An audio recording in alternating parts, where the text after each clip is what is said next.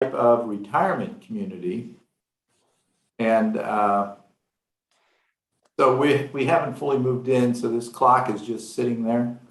And so I wanted to have something in the background. I could have put on maybe an image of the 6502. I have one of those available, but I thought, nah, why don't we go with something real? And there you have it. Well, I'm interested in what you're interested in. So we're just kind of a loose-knit group that's kind of grown from the pandemic. This original meeting started about a year and a half ago when a group of people on Atari age all got together and figured out we'd make something that we could get together and share what we're working on and just visit on a monthly basis. So we created this. I think Steve is causing some static there in the background, so let me mute him. We created a small get-together like this that we would just do once a month, and those of us that would meet would kind of just share what we're working on, and it kind of grew. The guy who originally started it had some other conflicts in his schedule, and he really couldn't put the time into it, so I kind of took it over about 6 months ago and moved it from just Atari Age over to Facebook, because that's where I see a lot of the people that I talk to on a regular basis or on Facebook, and we just kind of expanded it. Peter got involved with it, and he's kind of my Eastern European marketing manager. Everything east of the Atlantic, Peter handles for me, and we've just been growing it. Last month we took a month off. We didn't have anybody exciting like you to come talk to us, but the month before we had Ken and Roberta Williams, who were the creators of Sierra Online, and we've had some very well-known old Atari developers that have joined us, and we're trying to get Nolan to come on. He had a few conversations with me about joining us and sharing what was his experiences with Atari and what he's working on now. And then he kind of disappeared there. I haven't been able to get a hold of him, but we're just interested in people that are either founders in this community, and you, sir, by all means are one of the biggest influences in all of our lives. Without you, we wouldn't probably be here in this group, because I know I never would have got my Atari computer, and I know a lot of people never would have got their Apples or their Commodores or any of those computers that we all kind of grew up on. I was a teenager in the 80s. I graduated high school in 87. I just turned 53, but you were definitely a big influence in my early childhood and development. Making a. Well, thanks for saying that, Gavin.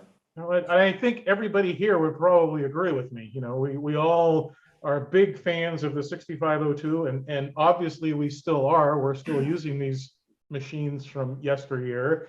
In fact, I know Peter shared with me, somebody has developed a 6502 FPGA replacement now that runs up to, I believe, 100 megahertz. Peter, is that what that new little chip is running at? So. Yeah. It seems like the 6502 is never going to go away, thank God. Well, I don't think so. And it's because of Peter and others that want to create new technology forms of it. FPGA is an example. I've got another example here. It's about, let's see, 3, 6, 9, 10.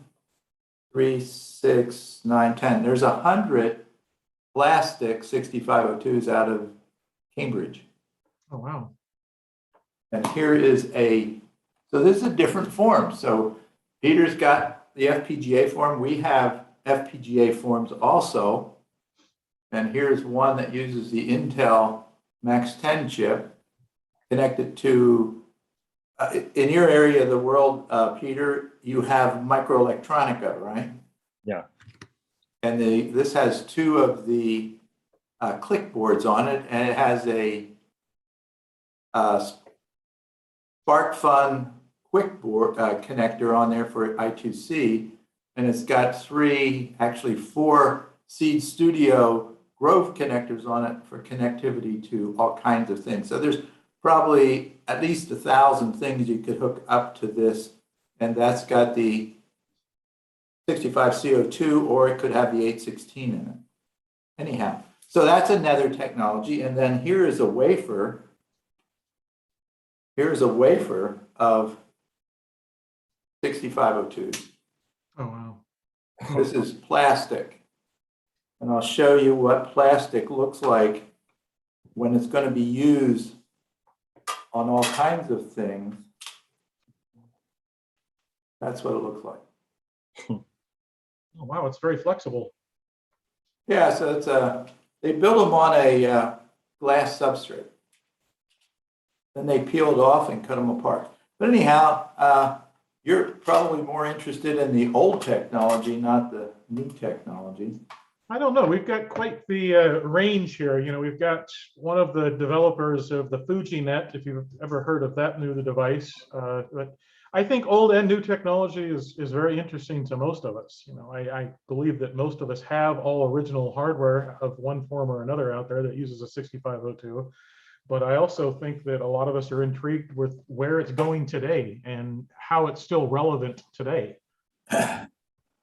Well, it's going to be more relevant over the next couple of years. First of all, that wafer that I showed you is P-channel, which is what the original MOS 6502 was built with. So that plastic, they don't know how to reliably, I guess is a word, build CMOS versions of it, but they're working on it. And they might have that within the next 5 years. That would be big.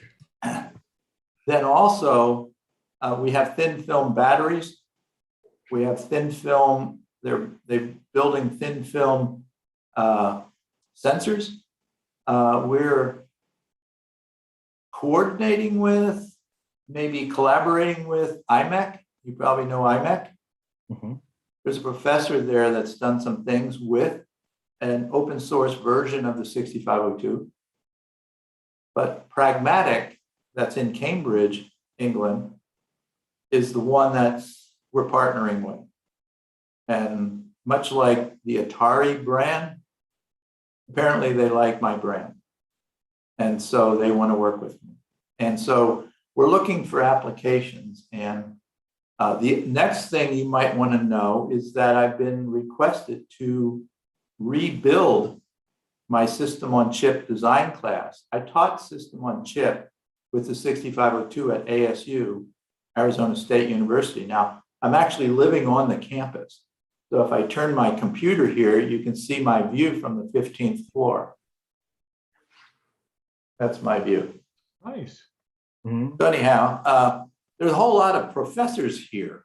The first people that were offered a home here were professors. And so now there are professors from many different universities living here. So although I don't think of myself as a professor, even though I taught a course here at ASU for 5 years, I was doing it for fun. You won't find my name, I don't think, in any of the records other than the fact that I went here. I have 33 credits towards a master's degree. You only need 30 credits. And when I was designing the 6502, they were saying, why don't I just put the data sheet in for my thesis? And I go, well, yeah, that was exposing too much of the information through my thesis. So I guess I just won't have a master's degree. So I don't have a master's degree, but I teach with my BS. And so I've been asked by a company in Aurora, Colorado, who is a multi-project wafer company, multi-project wafer services company. And they may be working with both. They are already working with hundreds of universities around the world, and they want me to recreate my system on chip class for professors and students to learn throughout the world. So we're right now, yesterday I updated the data sheet. This is the data sheet for the class project that's going to be proven starting in the spring. And then I'll be working with professors to teach professors in the spring. Then they will teach their students in the spring of 2023. So what does that mean? That means the 6502 is going to be used in everything. And so we're going to feed the ARM processors, the x86 processors, and the RISC-V processors with information gathered from everything on the planet using your favorite microprocessor. That's amazing. That truly is amazing. And what is the driving force behind that that they chose the 6502 processor being as old as it really is, yet it sounds like it's going to be driving a lot of new technology. Well, maybe you could ask Peter why he chose to make it in FPGA form. Oh, he didn't make that. He was sharing that other people made that. So. Oh, I thought Peter did. Well, whoever did that, you can ask them why they did that. I would ask you why you're interested in the Atari form of the use of the process. Well, for myself, it's mostly nostalgia purposes. I mean, I love the nostalgia of using that old computer, and actually the simplicity of the 6502. I mean, the 6502 is a relatively easy microprocessor to control. So I'm assuming that's probably part of its popularity in today's complex world. Well, I often, I've been asked again at, I don't know if you know about the Vintage Computer Festival. It was just Absolutely. It was just held in Walton Township, New Jersey. And so I was asked, the question is about why do people love it? And I'm saying, Rod Orgel and I knew what we were doing. Uh-oh, what happened? I spotlighted you. We want to see you, not me and Peter. So. Oh, okay. I can show the second reason, because first, of course, it's nostalgia, but second one is I think now we can see something like modern retro computing. So this is a kind of combining retro computers with new technologies. And this is very, very, because old and retro technologies are quite simple right now. And this is good as start to next, for example, 5 years and to 5G and IoT, and learning how to combine old technologies with new technologies. That's why Gavin told us that we are working, rather Thomas Sherholmes working on FujiNet, which is a device that could connect to Atari and provides Wi-Fi and other services. But this is a kind of project that combines retro computer and move it to the new world, because 40 years ago those computers didn't exist in internet, and we can see that this is kind of project that provides thing into internet. So we can take a point of view that this is first step to IoT also. Right. So that's what you're hitting on, is why we have this. Yeah. This has on a GPS, although here in this building, I think they shielded it pretty well. And so I can't get GPS. I can get it in my home, but I don't get it here. This is GPS. This is Wi-Fi Bluetooth. This is a little inexpensive, I think it's 32 by 128 OLED display. You can get it for like $5. It's I2C. And then we have all kinds of sensors and things.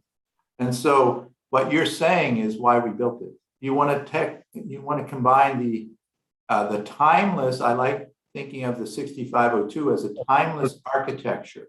That's right. I can explain why it's timeless and why people love it. But first, we have to have a definition of love that's generally acceptable for anything that love is associated with. So if you love your Atari computer, you have a certain energy. Its energy is what we're all made of. It has a certain energy of attraction. And I like using some of the early forms of love was when an electron became attracted to a proton. Yeah. So that energy of attraction can be thought of as love is in everything. And you get to manage your own form of your love because you're an infinite, you're a bounded infinity called a human. And I can go on and on about that. But right here, what I'm showing you is that timeless architecture being used in advanced technology with sensors, actuators, communications devices, and the processor the microprocessor on it processes the information so that it can be considered more useful for what we might call cloud services today. So in other words, we're gathering the information, doing a little bit of an edge processing, and then passing it on to someone that wants the information. And that's kind of how this world works. It always has worked that way. We're just implementing it in silicon and about to in plastic.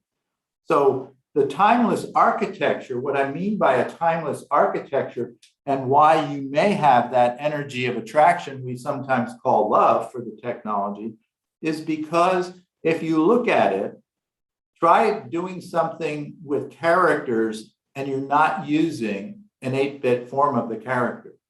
Everything we communicate with our touch typing is 8-bit characters.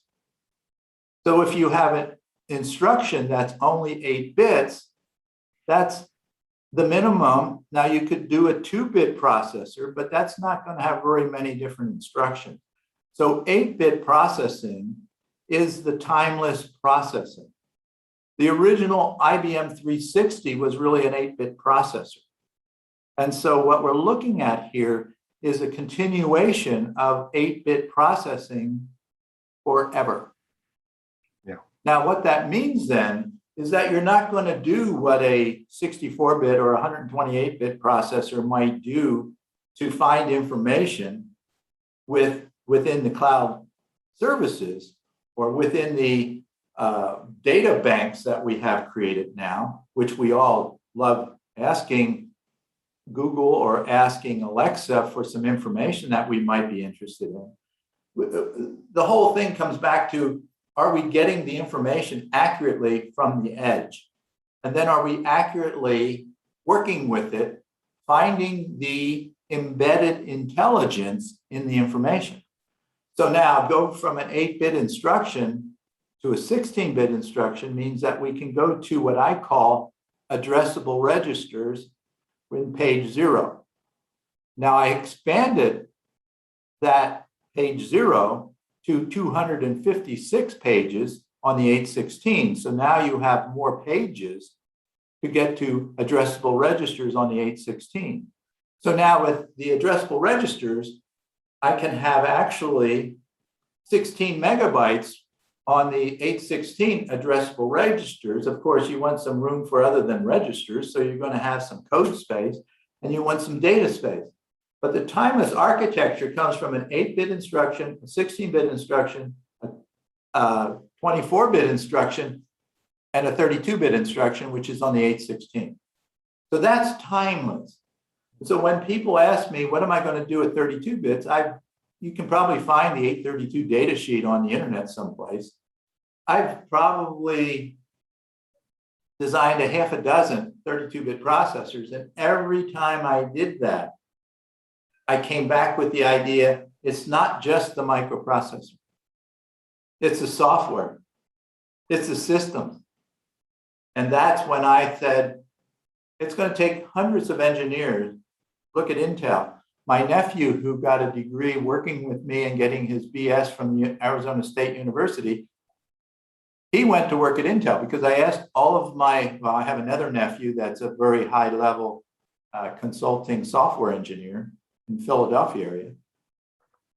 I said, you can start out at WDC, but you can't stay here. You need to go someplace else. And so one went to Intel, the other one went to Merck, I think, is one of the companies that early worked for as a software engineer. So the idea here is that you're going to take hundreds, if not thousands of engineers. And if you look at how many people have programmed the 6502, we're talking about millions. And so for me to be the center of my little world here, 8-bit and 8/16-bit, means that I can enjoy my life, my lifestyle, without having to manage the unmanageable. And so the unmanageable could be thought of as the agile software engineer that says, that's not a good idea. We're going to go down this path. And then what are you going to, it's managing people that I prefer not to. I enjoy working with people. I don't necessarily need to manage them, control them. So I want it to be free to be me, and I want you to be free to be you. So that means that I'm not going to be a billionaire or 200 billionaire. It's not interesting to me. What's interesting to me is doing what I'm doing for going on 51 years. I started in 1971 at Motorola. So you see what I'm saying here? A timeless architecture starts with the first instruction. And when there's benchmarks of the O2, the 816, the X86, and the 68000, it's been on there for decades. I didn't create the benchmark, it's instruction level. When you get beyond the instruction level, you're working with compilers, you're working with some other tools, but the instruction level is where I focused on. But I didn't know that I was 2 to 10 times faster than the X86 and the 68000 when I designed it. When GTE, the first two licensees for the 65C02 was GTE and Rockwell, I think in that sequence. But anyhow, the GTE engineers came to me and said, actually the vice president, he got his PhD from Stanford, and he was the head of the Lenkert division of GTE in Northern California before he took over or was assigned the head of engineering for GTE microcircuits. So what happens is he comes to me one day and says, do you know you outperformed the X86 and the 68000? I said, I do? Really? Oh, I didn't know that. Thank you. He said, and then he showed me the benchmarks that are online right now. Been online from the time I put my website together. So what happens there, this engineer went through and did that. And then I go, wow, that's interesting. Well, that means that they didn't do it as good as they could have. Huh. Oh, well. And then the next thing he said, do you know your designs are higher yielding than our design on our factory? I go, really? And they were using my design rules, not their own design rules. For their chips, they use their design rules. And for my chips, I define the design rules. To this day, when you buy a 65C02 or an 816, you're buying a design that I created the rules in 1980, 40 years ago, 41 years ago. Anyhow, when he said that to me, his name is Desmond Sheehan, I said, oh, that's interesting.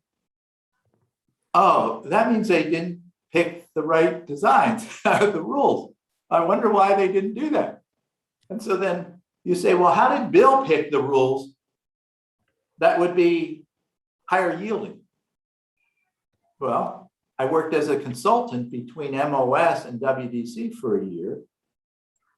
And as a consultant for integrated circuits for the world, Glenn Madeline was the first integrated circuit design manager at Motorola.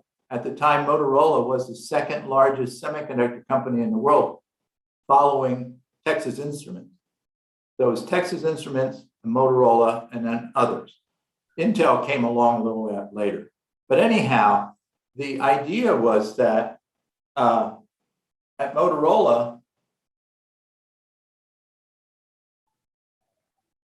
when I started in 1971, 50 years ago, they were just learning. Oh, I was talking about Glenn Madeline. Glenn Madeline was the first integrated circuit design manager at Motorola in Phoenix at the 52nd Street plant.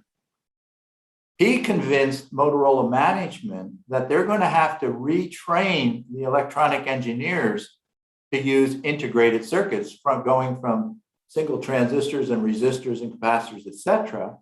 So he wanted to do that. So he formed Integrated Circuit Engineering, a consulting firm. And that's who I worked for a year between MOS Technology and WDC.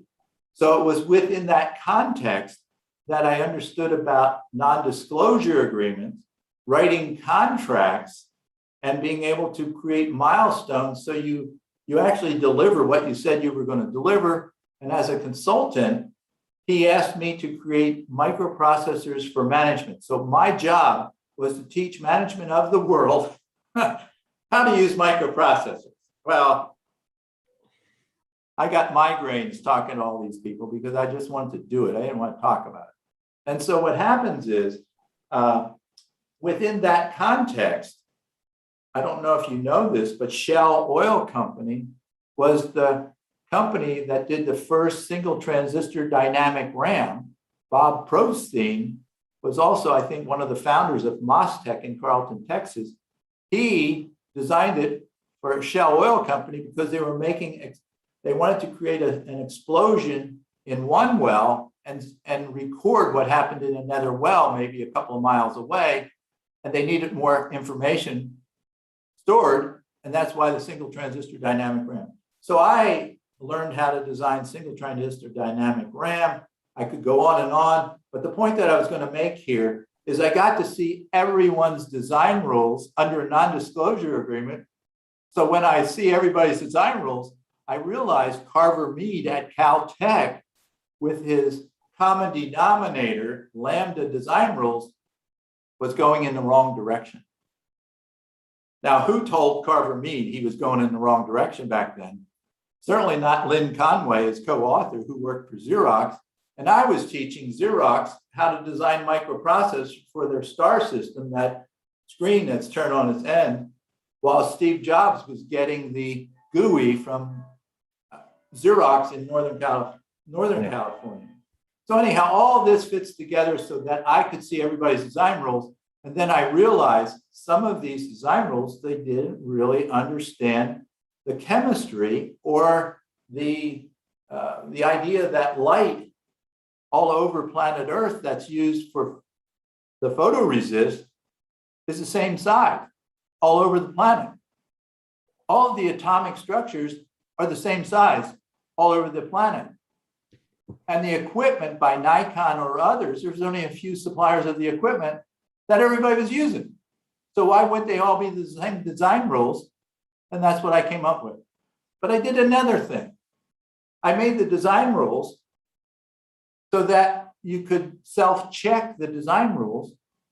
And I knew that I had to size them because I knew the process would be forever shrinking. So I needed to be able to size it for all the different processes. So we went from 3 micron to 2 micron to 1.5 to 1.2 to 1 to 0.8 to 0.6 to 0.5 to 0.35. And then things started to change because they no longer use some of the great dynamic logic that I knew how to do. They went to all static logic, which means that all the synthesizers can't use some of the tricks or some of the interesting things you can do in integrated circuits with dynamic node charging and discharging. None of the RTL, none of that compiler uses those techniques because they say, what the heck, we can put 10 times as many transistors on it because we have 1,000 times smaller transistors. But I think doing it the old-fashioned way just has a joy about it. It just attracts people to it. And the reason why I think some of you love the program 6502 is because you can do it in your own home at your own time. And you can be creative and actually more creative than the person that programs this thing. Running quad core at 1.2 gigahertz or more with 256 gigabytes of memory. I mean, hey, so what if you need another gigabyte? If you're recording this, it's going to probably use a few gigabytes of memory, but hey, it's more or less free. So why not? So the creativity comes in from the limitations in this instruction set architecture, which you found a way to love. There's a third thing, because your work, result of your work is also generation of people that enter IT world and goes to computer science. For example, next month I will be 35 anniversary, because I had my first computer in 1986, and it was Atari with 6502 processor, and I had 10 years, and I dream about going to studies and computer science and be programmers, and also the part of that third point of view is that many of people that recognize 6502 assembler still are group of people that recognize computer science as an art, because right now that you mentioned about programming on, for example, smartphones. New generation of software engineers are rather code binders, not they look for code and a piece of codes and bind them, but not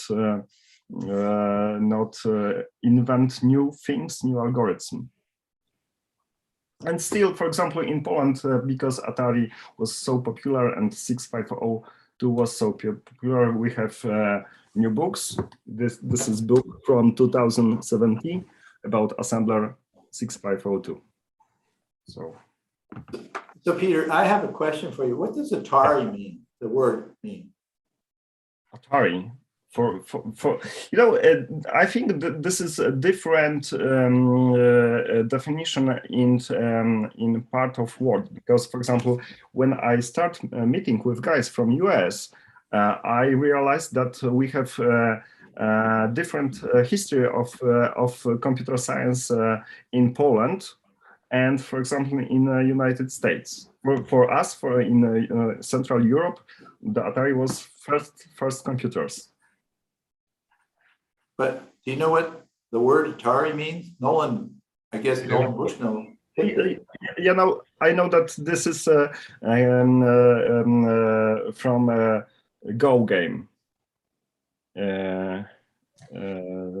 Part of.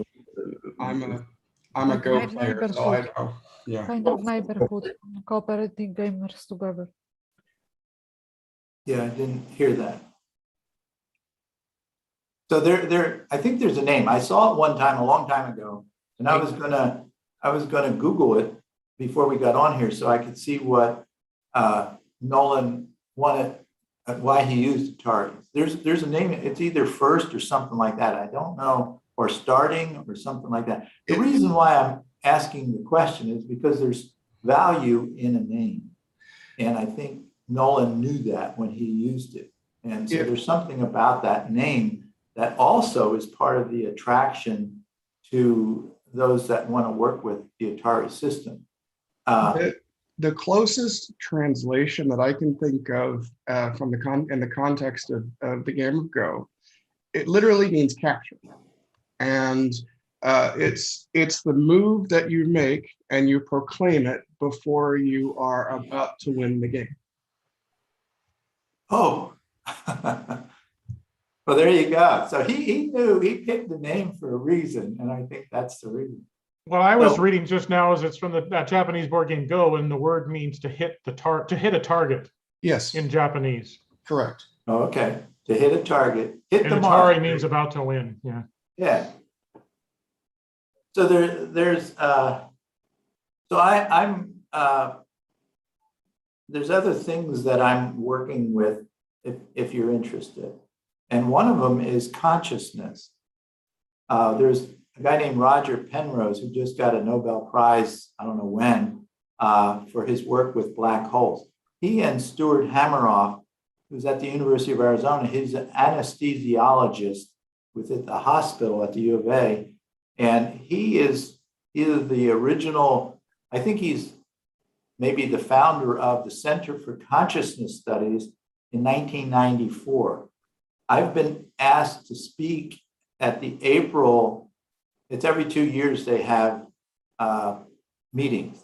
Now they had one this past year and I got to be virtually connected with the meeting. There were like 120 people from 120 countries on this kind of a meeting. But it was just watching a few people like Roger Penrose and Stuart Hameroff and others present their ideas about consciousness. Well, Roger Penrose and Stuart Hameroff they're collaborating on quantum computing. Now, I think you probably know about quantum computing and how it works. There was recently a republishing of an article that was first published in IEEE Spectrum, I think in August of 2020. It was republished again September 2021. I think it's the same article, just republished. And so I've read through some of this stuff. And what's interesting is they have to cool the material for the quantum computing down to near zero. That's like 273 degrees C below zero. And so it's really hard to do that. And as soon as the quantum computer, the quantum function is untangled, is a way of saying it, it no longer has available its quantum functionality. It becomes a 1 or a 0. And so that's kind of interesting because there's some things going on there at the quantum computing level. Well, Stuart and Roger are saying that each one of our neurons have billions of quantum computers in them. And instead of at minus 273 or whatever the number is, it's 98.6. And if it varies by more than a couple of degrees, it no longer functions, you die. And so therefore, this idea of room temperature, or you could say body temperature, quantum computing, is what Roger and Stuart are trying to figure out. And that's the way this works. This is the man-made embedded intelligence called upon by my quantum computing function called me. And so I'm a bounded infinity of possibilities. And that's what I discovered in 1971 when I was at Motorola and they were asking me to do some things that were just absolutely joyful because I first was a technician at Philco Ford, one of the most advanced semiconductor labs in the world at the time. I didn't know that. I was just doing what my engineer asked me to do. And so then when I realized I was making half the amount of money as the engineer that really didn't know what he was doing completely, that's why he was asking me to find answers. So then I got my degree from the University of Arizona accidentally in 2 years. And then I got a job at Motorola and I told my boss at the time, you don't have to pay me. I'll work across the street at the Circle K convenience store just to do what I'm doing. So I really love what I'm doing. So when you thank me for anything I've done, it's what I love doing. And what I love seeing is that what I do enables you to do what you do, what you want to do. Not what I want you to do, what you want to do. And that's what Chuck Peddle wanted me to do for him. Steve Wozniak was a byproduct of that. He had the technology. He built the Apple I and then the Apple II. And then Steve Jobs wanted me to change the 65C22 so his mouse would work with the 68,000. So I did that. And so he wanted to pay me. Now, I never talked to Steve Jobs. So when I say this, I'm talking through somebody that he said to talk to me. But anyhow, they wanted to give me something for my change so that the mouse on his original Macintosh would work with the 68,000 with an, you call it asynchronous bus structure that would have indeterminate addresses and cause a hiccup in the 22 because of some unknown address spaces and stuff. So what happens is he wants to give me something. I'm going, no, I just want my customer, my licensees to build chips for you that you can use. If you can't use them, they don't get that opportunity to build them for you. So what do you need to do? So I need to make 2 changes. I made the 2 changes. And then they still wanted to do something for me. So I said, well, I heard that there were 100 Cortland computers built. Looks like an Apple IIe, smells like an Apple IIe, but it's an Apple IIgs. So I have one of those. I said, I'll take one of those if they're available. So they sent me one. I don't know if I ever plugged it in, but it's in my display case. So that's kind of where I'm coming from and where I always will.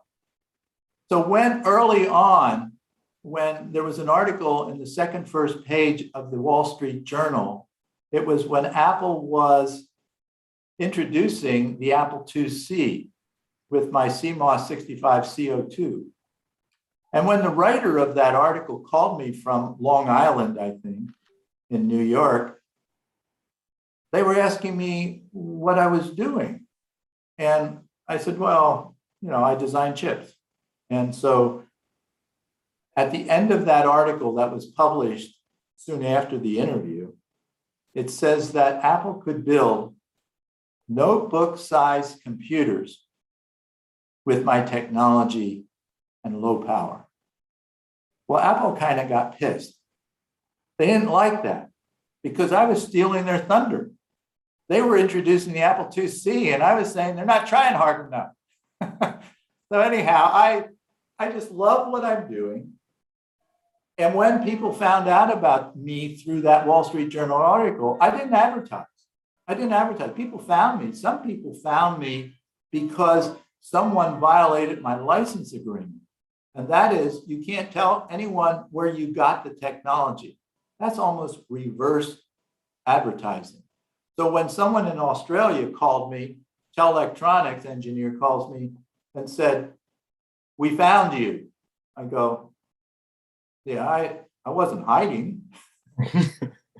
And I said, wait a minute, what do you mean you found me? Well, we talked to Rockwell. They said it was their microprocessor, the R65CO2. We talked to GTE. They said it was their microprocessor. We talked to NCR. It was their microprocessor. Well, they couldn't all be the same, and they couldn't have all done this.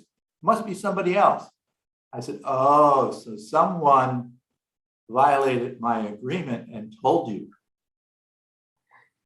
They never revealed who told them. But anyhow, that company, Telelectronics, was also partnered with L'Oreal Pharmaceuticals in Paris, France. I licensed them both at the same time. I've licensed several. One, which was the interesting one, was at one before the walls came down in Berlin. There was a company in Berlin that was a professor. His title was Professor Doctor. And so I licensed them. And he had a turbo jet that he'd fly around the world. Anyhow, his company was in the state of Washington. Lake Oswego, I think, is where it was. But anyhow, I could go on and on with my stories, but I just love what I'm doing. So if you love using my work product, that's just music to my ears. That's just wonderful. So when someone said, so what's your exit strategy in about 1984, that would be what, about 36, 37 years ago. One of their questions was, because of the Wall Street Journal article, what's your exit strategy? I didn't know what that term meant. So I said, exit strategy, I just love what I'm doing. So what do you mean by that? Well, what are you going to do next? What are you going to do after you finish what you're doing? I go, oh, that's the exit strategy. Oh, I see. Okay, I've got two options. One is a coffin, and the other is an urn. And I think the urn is winning right now. There you have it. So I love what I'm doing. I'm never going to not do what I'm doing until my last breath. Well, I think we're all very glad to hear that, Bill. We definitely appreciate it. And what I'd kind of like to do is open it up to people that have questions. I know we've got almost 40 people on here, and I'm sure that there's some people on here that have some questions that they'd love to ask you. But in interest of sanity, it'd be very helpful if you guys could raise your hands if you have a question on Zoom, so I can kind of call on you one at a time. I know that's worked better when we've had some of our more popular guests, so that way we weren't stepping on each other. But if you could go ahead and raise your digital hands. I'm also watching the YouTube stream to see if there's anybody on YouTube that might have a question that I can relay over here to Bill. So I see we've got a couple of hands going up, and what I'm just going to do is kind of call on you guys in the order that the hands go up. That's what I love about Zoom, is it keeps track of what the order was. Of course, if you don't want to talk, you can also use the chat feature. You know, if you're shy, don't want to hear your voice. I know I can't stand hearing my voice, but anyways, let's see what we've got out here. We've got Arnold Cass is number 1. So if you can go ahead and unmute yourself, Arnold, and ask your question, that'd be awesome.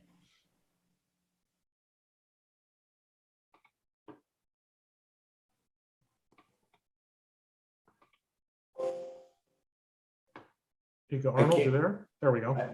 Yeah, I can't hear anyone.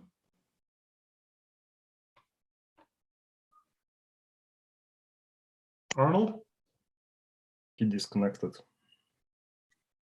I'm still showing him there.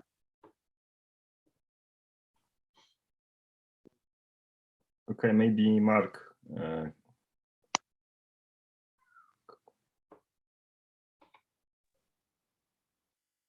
Yeah, Mark, go ahead and try to unmute yourself. Hi, this is Mark. Can you hear me? Yes, we Yes, can. I can hear you. Oh, great. First of all, I just want to say thank you. I'm a 49-year-old. I'm shaking up here talking to you right now, so sorry. 49-year-old graphic designer for a hospital system here in Indiana.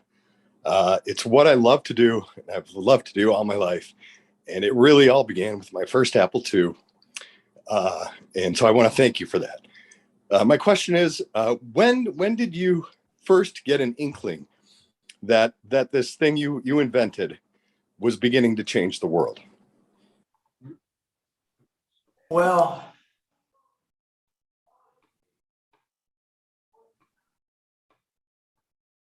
I got in touch with the idea that a microprocessor, the only reason why one designs a microprocessor, which is really a small processor, the only reason why you do that is to embed intelligence into things.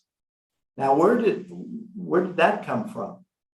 When I was going in 1965, my father had passed away, and I don't know if it was 1965. He passed away. Yeah, he passed away in 1964. But anyhow, in 1965, my aunt, his sister, suggested that I might talk with this friend of hers that came down from Easton on the 611, which is Broad Street in Philadelphia.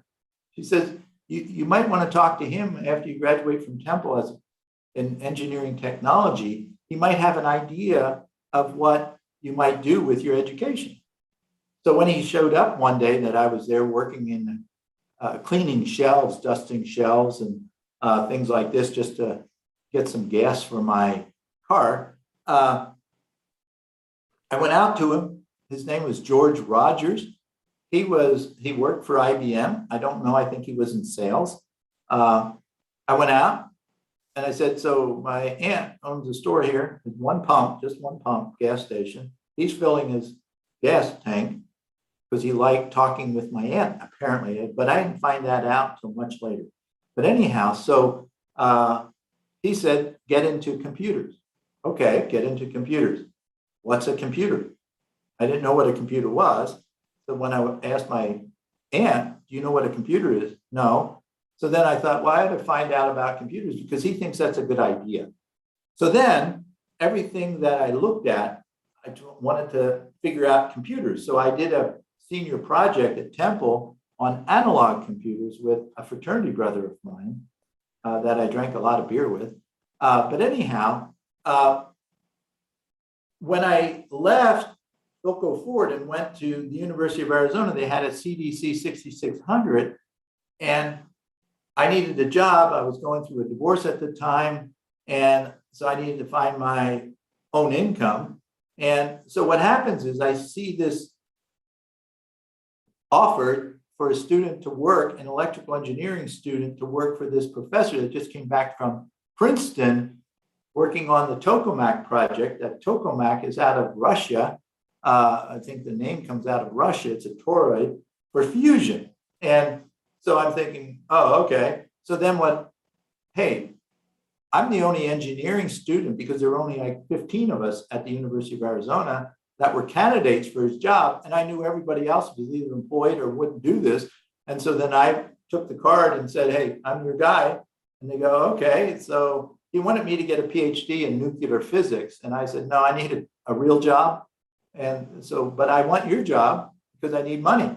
And I didn't want to wander around campus and go off campus and find parking. So I worked for this professor. His name was Dr. R.N. Carlisle. I think he still lives here in Sedona. But anyhow, the CDC 6600 was the simulator for what they were doing at Princeton and UCLA with hardware. So I was simulating fusion, which is the fusion of atomic structures, and all this was in math running on the CDC 6600 for 2 hours a night. Now, how many times do you get up in the middle of the night to run a computer run with a card deck before you say, wait a minute, there's got to be a better way? And so at that point, I had a personal mainframe. The highest performing computer of its day, CDC 6600, was designed by Seymour Cray. So you see what I'm saying here is I knew the power of the computer because I was simulating fusion.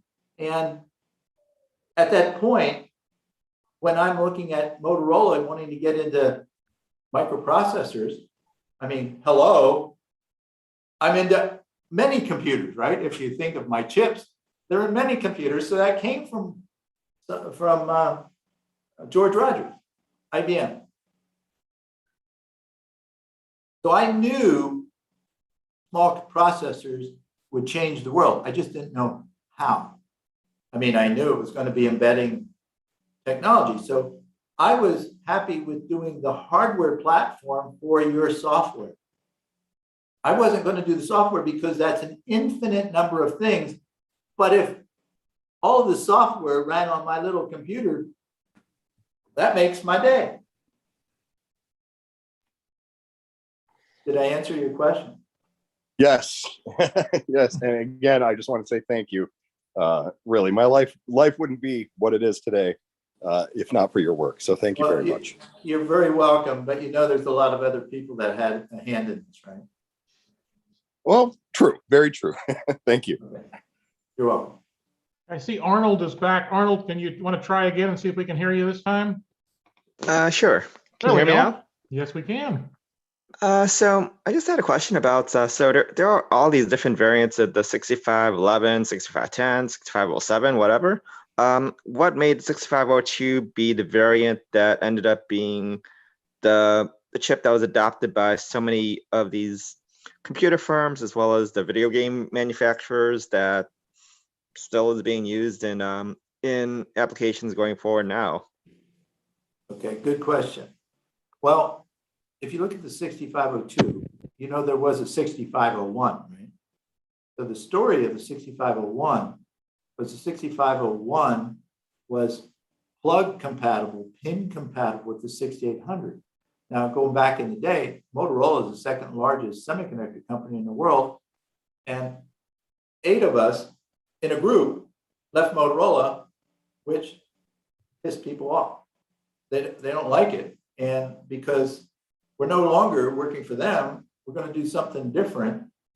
And so to go out and build a microprocessor that would plug into the socket of the 6800 is heresy. It's like, wait a minute, you can't do that. Well, Rod Orgel and I, while we're waiting for the first wafers to be processed, which was about 2 weeks, we would have a beer at lunch and talk about things. And then we'd come back and we'd talk about some more things. And I was designing probably the 6530 chip, which is in the, 2 of them are on the Kim 1, if you know the Kim 1. But the 6530 chip was another chip I designed, the PIA, the VIA.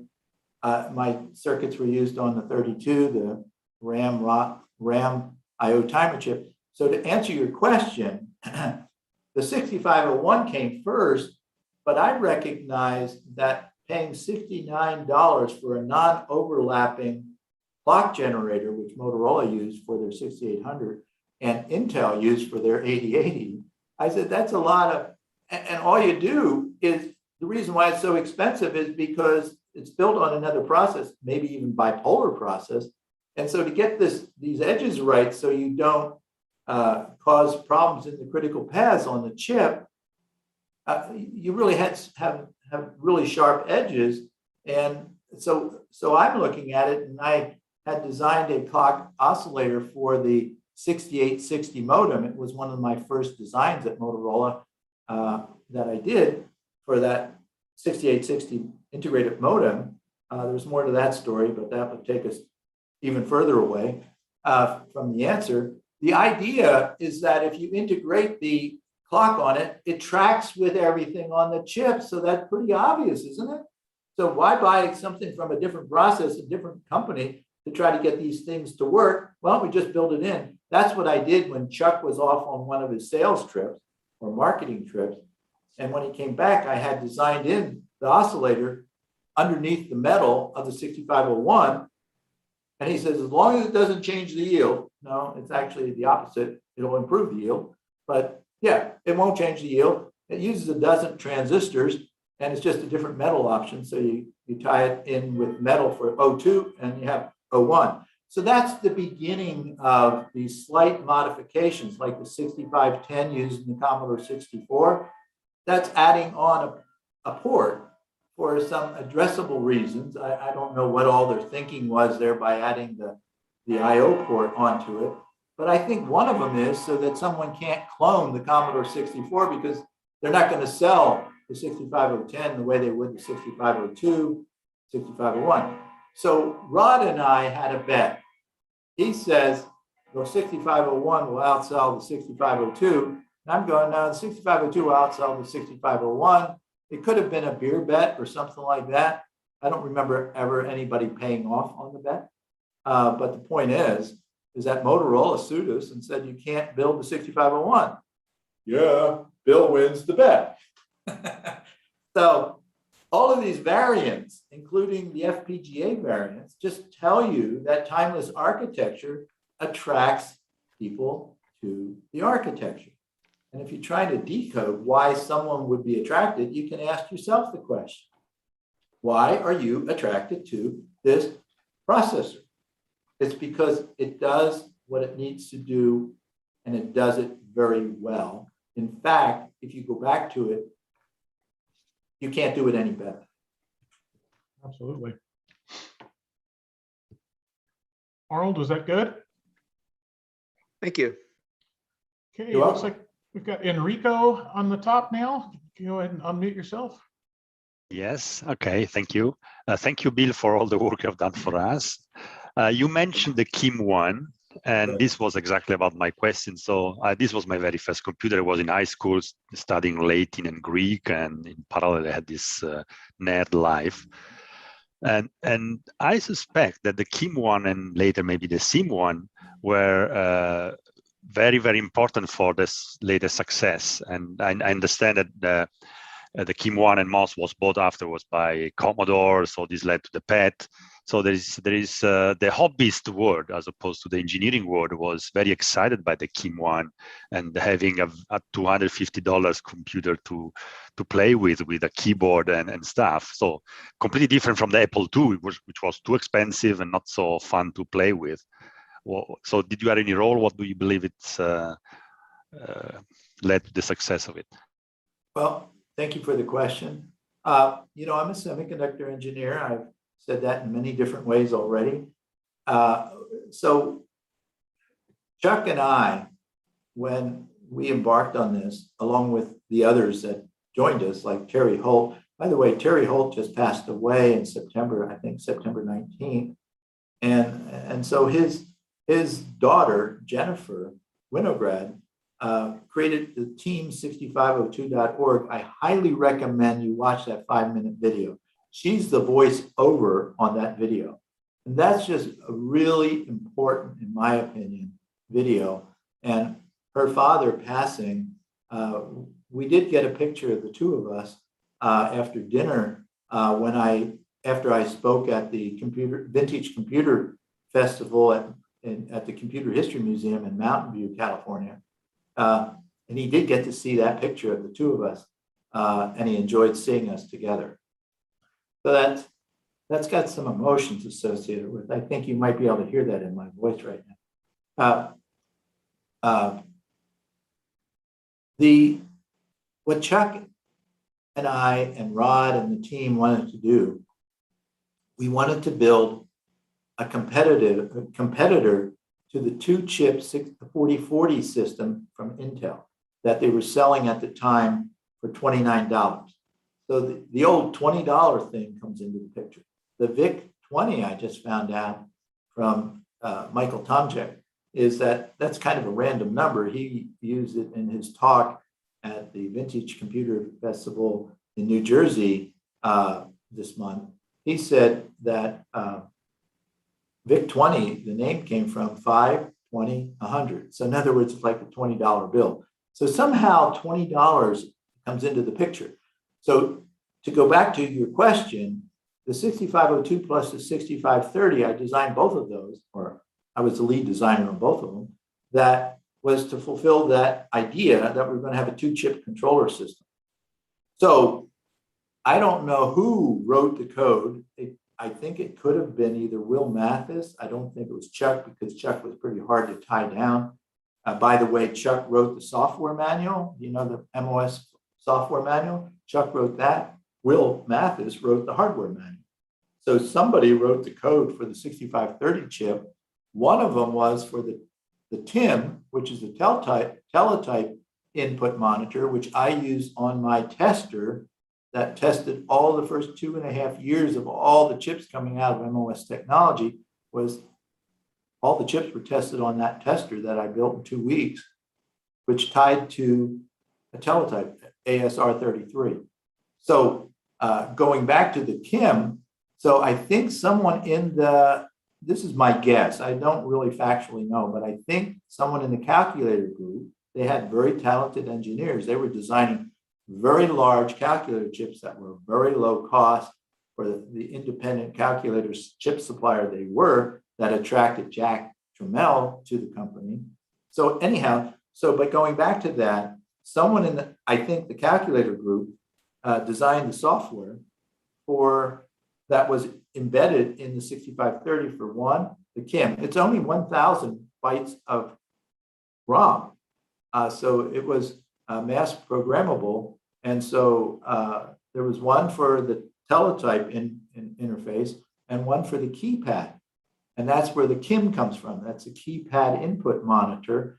So that 1,000 bytes allowed you to type code that you could put then in program, in memory, RAM, and then run it. And that's what was attractive to a lot of professors, a lot of students, a lot of hobbyists. And I wanted to tell you that Iowa State University wrote a very widely used book on microcomputing technology. And Iowa State University didn't build the first commercially used digital computer. University of Pennsylvania in Philadelphia is accredited with that. But actually, the guys that designed the ENIAC went to Iowa State to figure out what they were doing.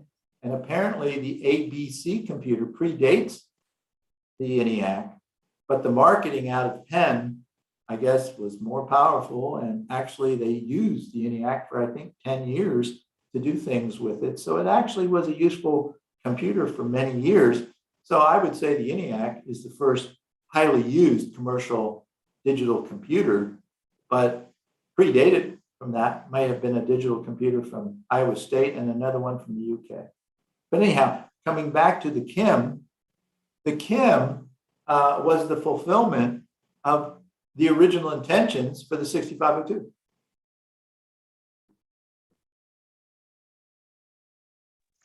Thank you. You're welcome. Guess I should unmute myself. Jason, what's your question? Hi, my name is Jason, and I'm a hobbyist and semi-commercial developer of VIC-20 software. And I wanted to add my thanks to your role in a product that has been significant in my life. You talked about 6502 architecture as sort of an evergreen architecture with a potential role in our future technology. And as you know, the 6502 is traditionally paired with the 6522 or other interface chips. Do you see any roles for modern 6502 or 6522 or other related chips being relevant along with the 6502 in the future? Yes, very much so, actually.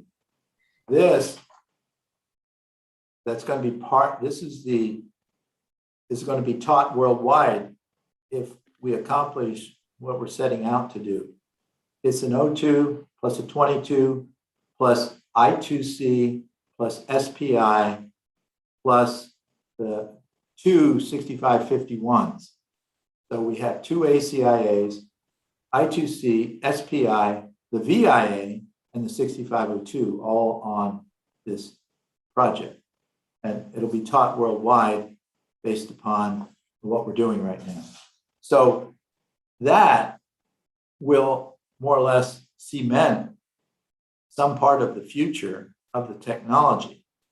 Another person that's very important here now and going forward is a guy named Ben Eater, E-A-T-E-R. He's got Great some guy. YouTube videos, tutorials on both the O2 and the 22. Ben, for those that might want to know more about Ben, if you don't know, there's an interview by Cal Hahn, I think Cal Khan, who's the founder of the Khan Academy, and he's interviewing Ben Eater, and Ben Eater somehow helped them or created the technology for the Khan Academy to be able to have the tutorials that they have efficiently created, so you don't have to sit around and go through all of the little steps into building a breadboard computer. So he's automated it so that you get the value of the education, and he's a very good educator at the same time. What he does with his hands is magical when he's doing his thing. So if you haven't seen Ben Eater in the 6502 computer, I highly recommend it.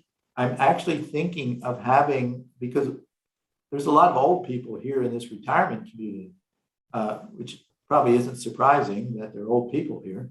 But anyhow, I was thinking of maybe, they have a wood shop here. And I was thinking, maybe we ought to have a build your own 6502 computer shop here for people that never built their own computer and following Ben Eater's things, his tutorials. And I just think that would be fun for maybe a small group of people here that want to touch the magic of the 6502 and the 22. So I'm going down the path you're on. This right here, the reason why we have the 22 in here, we actually have 3 22s, I think, and 4 or 5 ACIAs on here, is because the 22 gets us counters for sensors, counters. We have timers. You know about that if you know about the 22. You know that we have some interrupts. We have a lot of good functions all in that little package. And when we tried to create the IoT platform without it, it just seemed more inefficient than just using what we have already. So we had the RTL for it, so why don't we just put it on there? So that's what we did. So I would say that the interesting thing about the 22 is that it was one of these things you just do. And, you know, Chuck and Will and I went to an Arby's one day for lunch, and Chuck was between trips trying to sell the 6502 and what we had at MOS, and Will was busy with applications trying to help people apply this new technology. So we probably had one lunch on the topic, said we'd like to have some timers, we'd like to have a serial port, we like the IO of the PIA, and yeah, that should do it. So what kind of a serial port? Wouldn't you think it would have been a UART? Wouldn't you think it would have been something else? This predates I2C and SPI. And so you go, Yeah, we'll just throw on an 8-bit shift register and you load it with an 8-bit value and you shift it out and you interrupt when it's done. And then you can put it in loops. So actually you can do some interesting things to it with it, but it was supposed to be just a simple serial port. The fact that Apple used it on their Macintosh for the mouse interface, and there's a lot of other uses that I don't even know about. It's just one of those interesting things that comes out of an Arby's napkin one day in Pennsylvania. I'm glad you mentioned Ben Eater. In fact, I posted Ben Eater's webpage on our chat quite a while ago. Ben Eater, I loved his videos. He blows my mind with how he runs those wires on the breadboard, because my breadboards never look like that. Yeah, and then also he relates to the technology like he's using an Arduino as a logic analyzer and feeding the microprocessor with the Arduino. And I'm thinking, well, how cool is that? Because I was dreaming about, hey, if Arduino and the 6502 got together, I wonder what that would look like. We actually contacted, but they never responded. We were wanting to, instead of the Atmel processor, we thought they might want to use the 6502. But hey, they never responded, and we're happy with what it is right now. So, yeah. And so I wouldn't change a darn thing. But Ben Eater using the Arduino is that marriage that only he could do, or others could do. I wouldn't have done it. I'm not an Arduino. I'm an Arduino fan because they've given access to other creative people that may not be that in technology inclined, but might be inclined to want to use something like that in an artistic way. So I'm good with that. I'm good with the Raspberry Pi. I love what they're doing with Raspberry Pi and Arduino and Beagle boards and a whole lot of other kinds of boards. Well, I've actually got a question from one of our people on YouTube. Hank has two hypothetical questions. And his first one is, could the 65816 have happened earlier if Apple wanted to use it on Lisa, etc.? And could the 65XX line have evolved with a modern 32, 64-bit and RISC under these circumstances? Good, multiple questions. Okay. Interestingly enough, we're doing more with the 6502 than the 816. So the answer to your question, I think, comes back to the fact that the 816 needed to follow the 6502. The other thing is that the 816 never had any significant resources to create it. Nobody wanted it.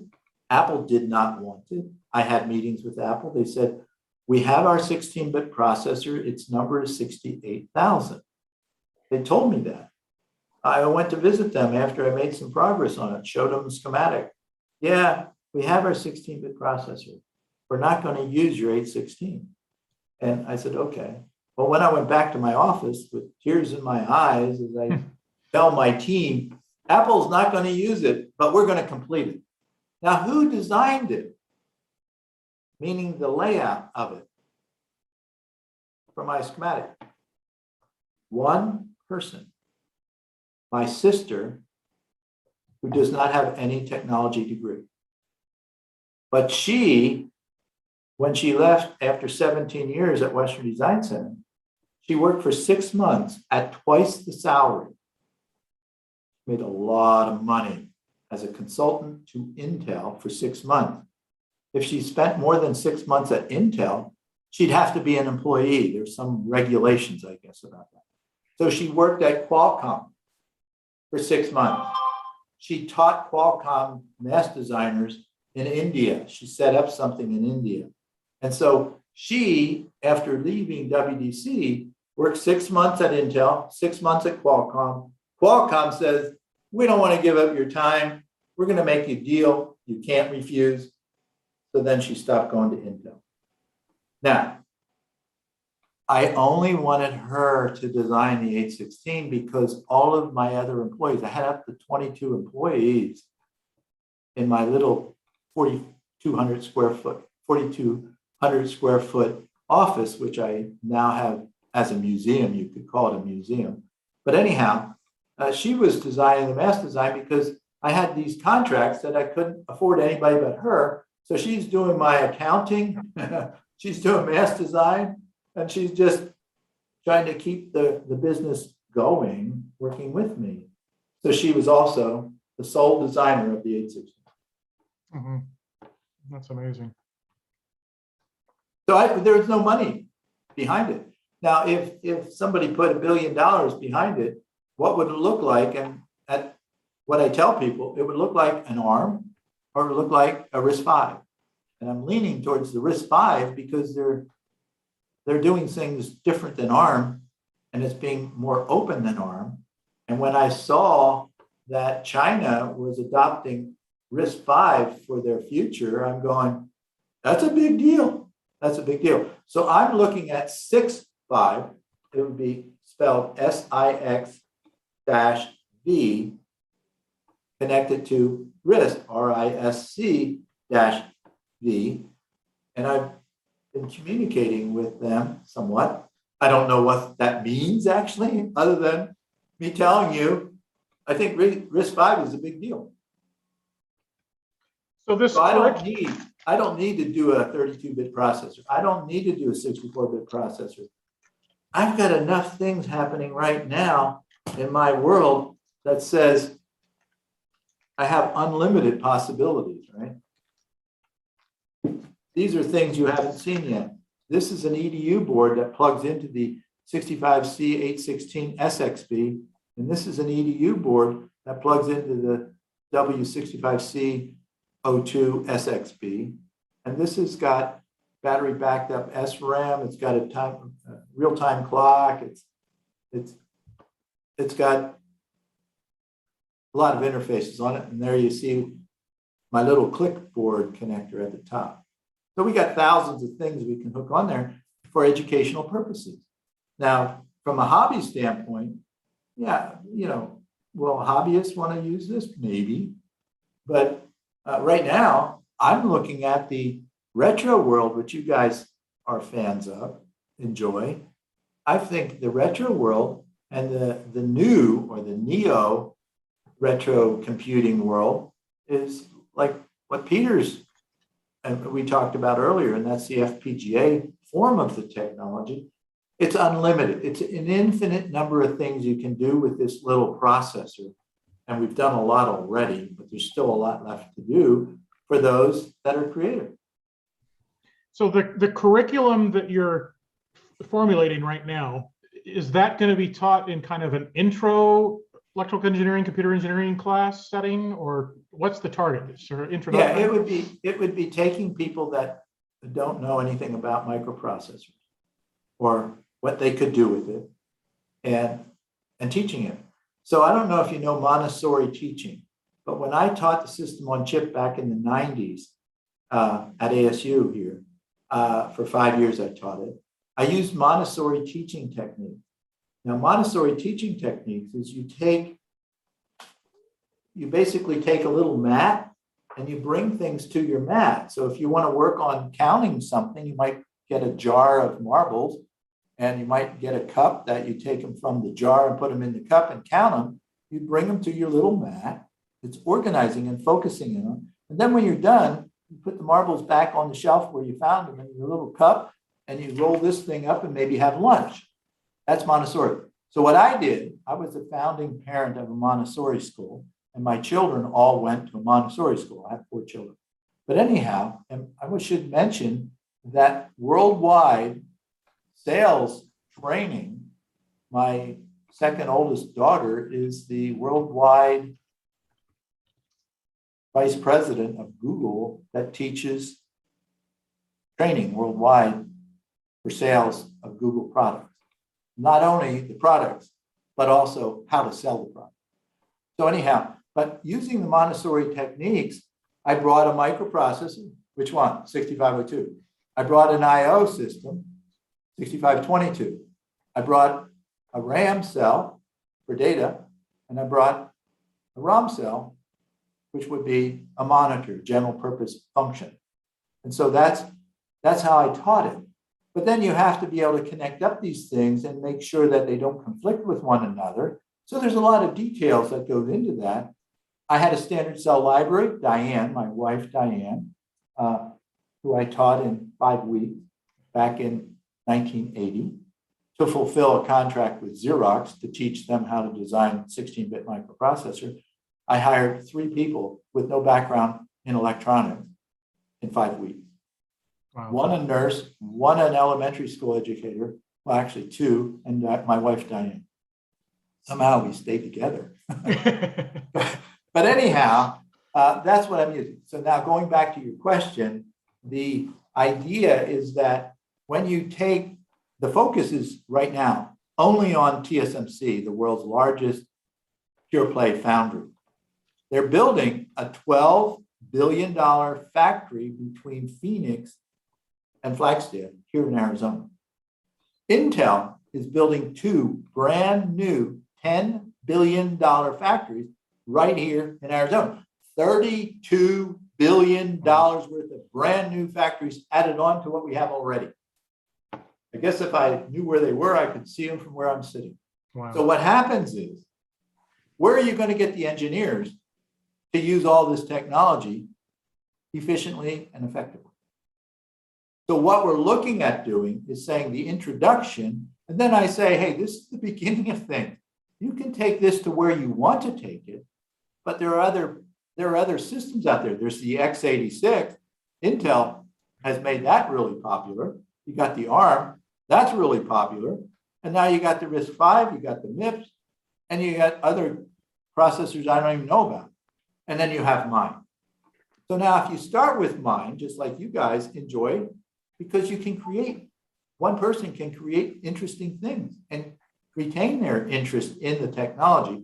So when I say TSMC, when will we have a 6502 running at 10 gigahertz is the question.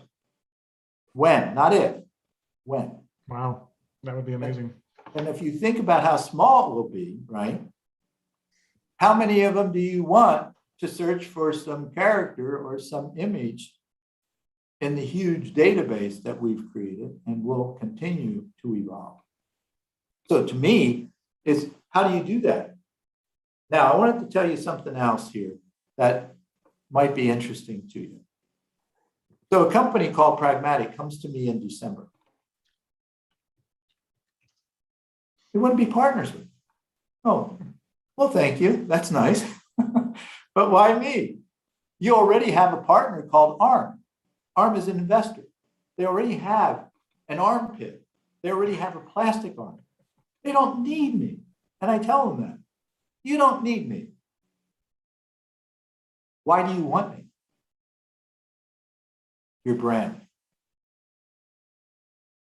Boy, wow, that's interesting. There's just a few of us. Like there's only 3 employees. And so, do you understand who you're dealing with here? Well, anyhow, we continue. Then they build these. And then I said, well, you know, for some of this stuff, you don't need this. You can do it with a state machine. You can build a state machine. I said, well, actually, ARM built the ARM pit with a state machine. Oh, I thought it was an ARM 1 or something. No. I said, okay, so now you have unlimited resources, relatively speaking. You don't need me. You know you can build it with a state machine, and you built it with a state machine. So why me? We like you, Brent.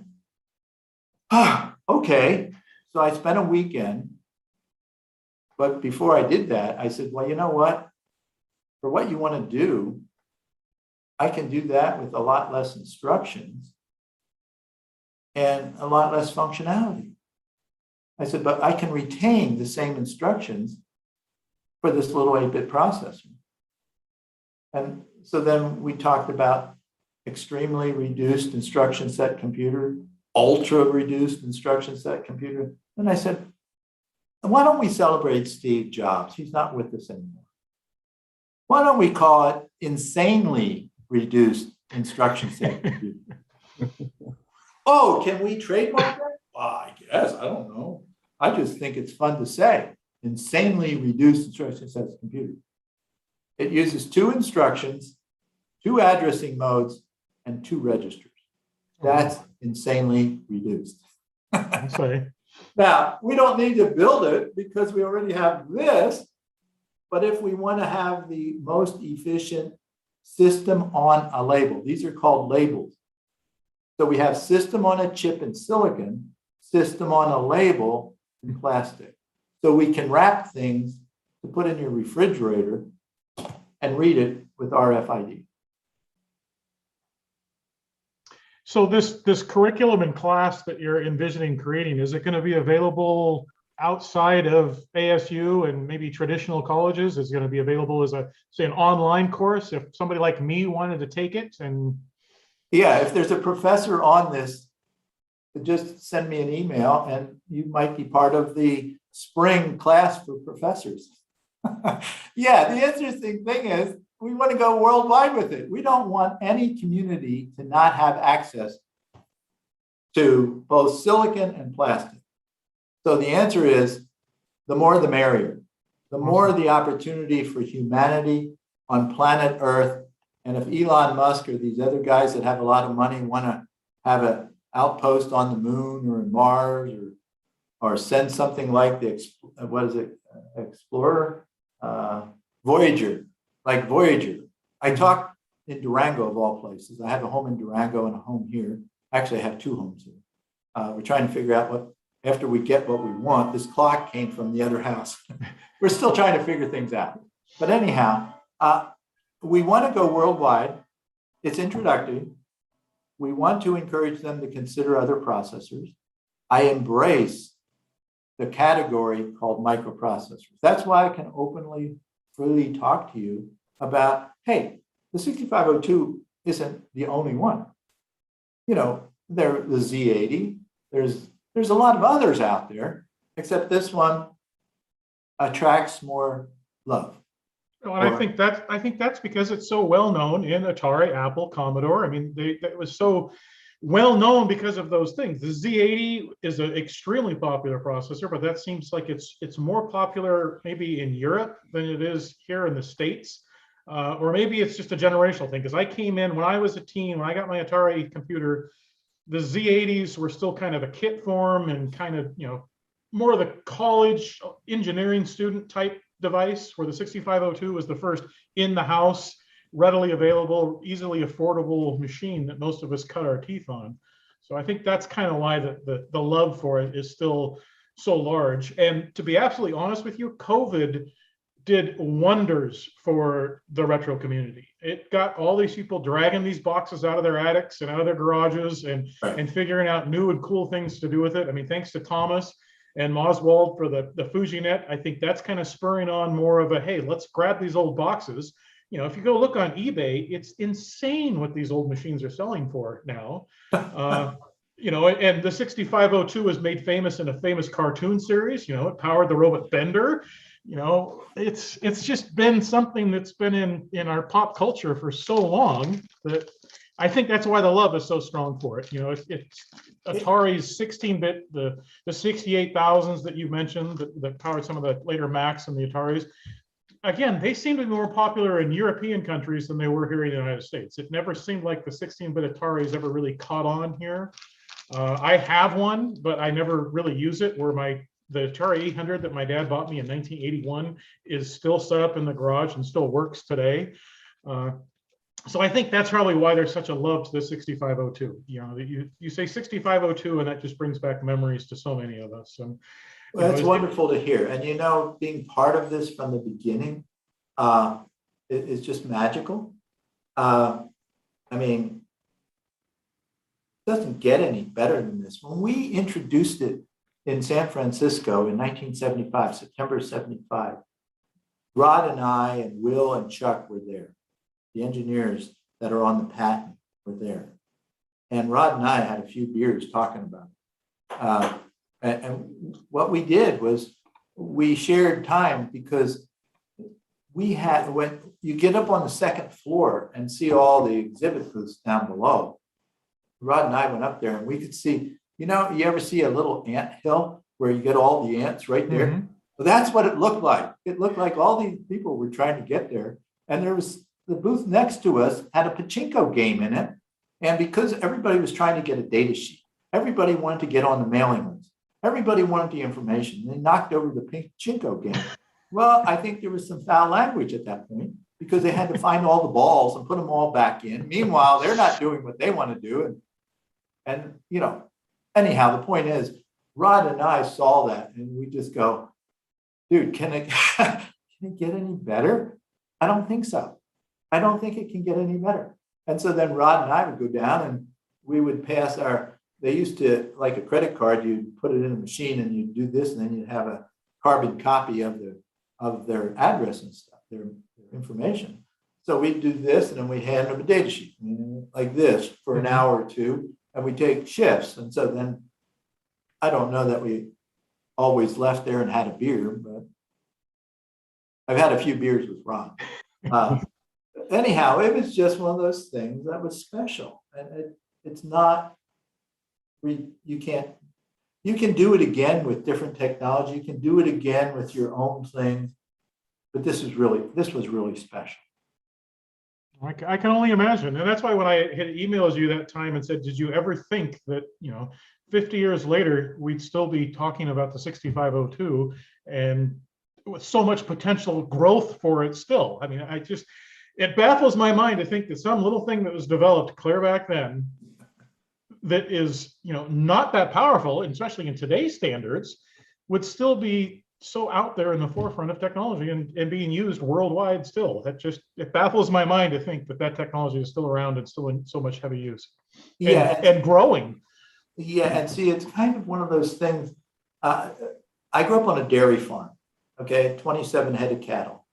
And my lab, you could say lab, was the world outside of the home. Meaning I would wander all over the 72 acres that my dad owned. And I'd find all interesting things living there and doing interesting things. The one species that I was attracted to was the birds. The birds are interesting. How does a bird fly? And you think about things like this. And then one of the things that I noticed is in the spring is when they'd hatch their eggs. They'd lay their eggs, they'd build their nest. And it was fascinating. The one bird type that really had an interesting nest was a Baltimore oriole, little orange bird, but they would weave and it would hang from the branch. It wouldn't be put in. And so these kind of things I saw happening in nature. And so what I also noticed that is if I wanted to pick up the little robin's egg, the mother wouldn't come back. And you go, oh, so they must sense something. I must have left some contamination in their nest and they didn't come back. So I didn't get to see the little birds grow. So when I licensed in ITT Intermetall in Freiburg, Germany, back in the 80s, I didn't want to go back to the nest. I got tears in my eyes telling you that. I didn't want to be in the nest. You're inviting me into your nest is not my first choice. My first choice is for you to find it on your own. That's what's happening. You don't need me. Find it. It's in so many forms now, more and more. You don't need me. And I'm good with that. But what I wanted to tell you is we're going to have the introduction. Most likely it's going to be both silicon and plastic. It's the same thing in two different forms. And the plastic allows you to turn it around in 2 weeks. So you can go from your idea to the plastic version of it in 2 weeks. During a 16-week semester, you can get introduced to it. It'd be the 6502 and the 22, or the 6502, some memory, I2C, and maybe SPI. But if I just said 6502 memory and an I2C, you can connect to a whole lot of things. And so that means that within that class, now what are you going to do with this limited technology? Is you're going to be more creative with your bounded infinity of possibilities each human represents. I'm saying, I don't know where you're going to go with it, but I can tell you right now, with human creativity and what you're dealing with between your ears and throughout your body is quantum computing. And that's why it's so mysterious. And when you boil it down to ones and zeros, it kind of nails it down, doesn't it? Yeah. But that doesn't stop human creativity with a limited instruction set and a limited resource of other features such as memory for programs and for data. And then send it on to the next guy. It's called cloud services. Send it on to the next. I'm working with, or I'm starting to work with, and we might build a center. I don't know where it's going to go. It's kind of random. Another one of these random things. I have a conversation, and she's the head of, she's the principal investigator at the University of Arizona for home health care. It's called C2SHIP. Her first name is Janet. But anyhow, being connected in with that, they don't want the information to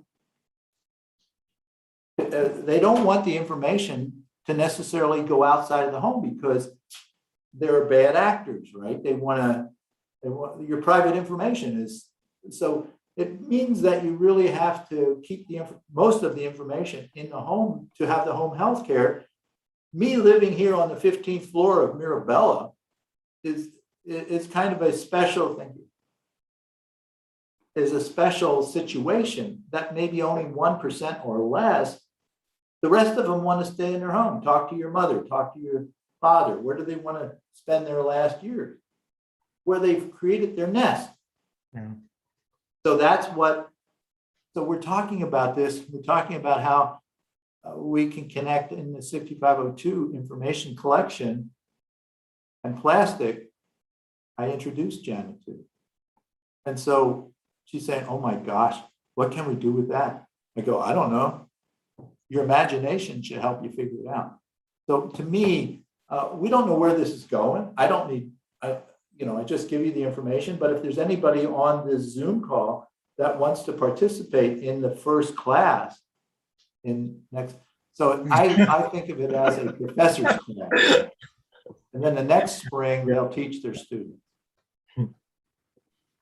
I know you got at least Peter and I that would love to participate. It sounds very intriguing. And I got another question that was brought up. I think Ian may not have been here when you first started talking about your little plastic chips you've got there. But he said, by plastic, do you mean FPGAs? No. It's called thin film technology. I think it's organic.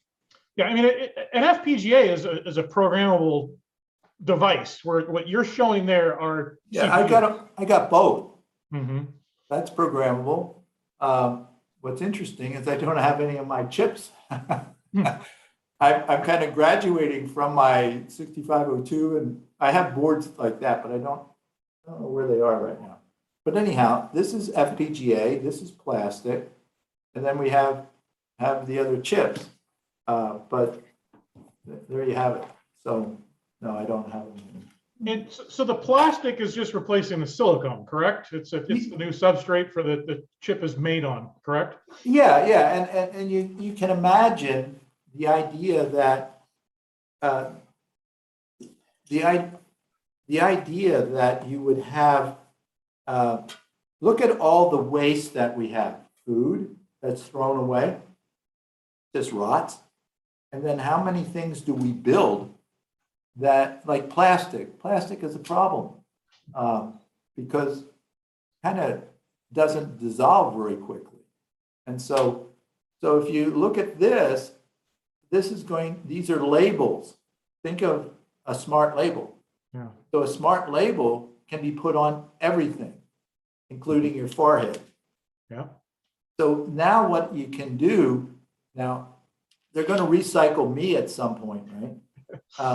But the idea is that if you know what was in the plastic before, like Coca-Cola as an example, glass, I don't know, glass is maybe better than plastic because plastic kind of floats on our oceans. Glass, I guess, I don't know what happens. But anyhow, the point is, if you knew what was in it because it's somewhat porous, then you could put the same kind of liquid back in it. These kind of things help you figure out its history if you know what its temperature is from time to time, where it's stored. And so each one of these, there's going to be trillions of 6502s just helping us keep track of things for the benefit of us. Now, of course, there's going to be bad actors. There's always bad actors. It's part of the bounded infinity of us all. Yeah. And some of us that want to be bad actors will be bad actors. I'm not in control of bad actors. Of course not. So that plastic wafer is just taking the place of a silicone wafer. It's now flexible, thinner, lighter, smaller. Yeah, and it costs pennies. And those are all 6502s, right? Yeah, yeah.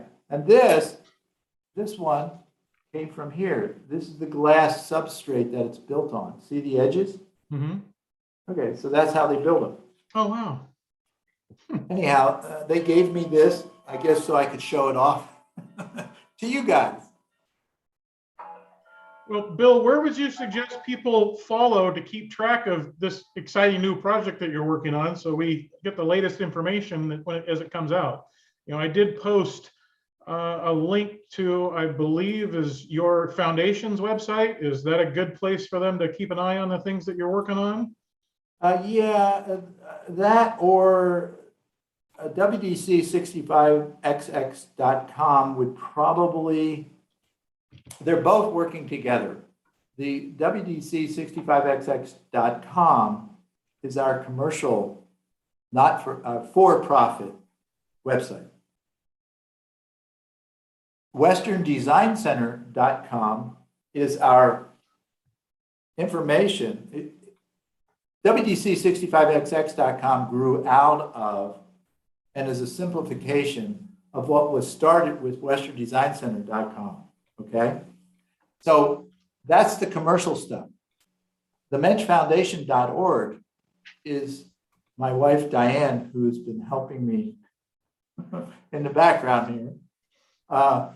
She and I started the Bill and Diane Mensch Foundation. It's a 501c3 not-for-profit Arizona corporation. It's been around since 2010 or 2011, and it's for supportive education. So we have right now 14 scholarships that we fund each year, and I've been doing that for 30 years.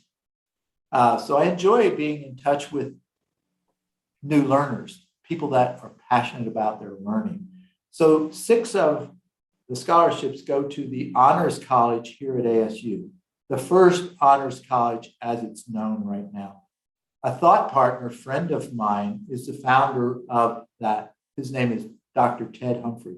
He's a philosophy professor, about 50 years, about as long as I've been designing microprocessors, he's been teaching philosophy.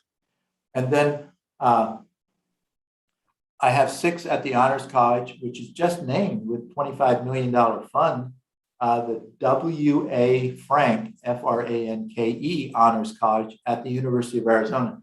So we're looking at doing things that might do a little academic competition between the two. They like playing football, they like playing basketball, baseball, lots of sports. Well, I'm thinking maybe academic sports, and that's, what do you do for innovation? So part of this whole scholarship thing is to attract more interested learners. And the Honors College is the top passionate learners. So that's what we have. But the first, they're called the Mensch Prize. And what we talk about, but this is all new, we want to track the Mensch Prize winners to see if any of them get the Nobel Prize.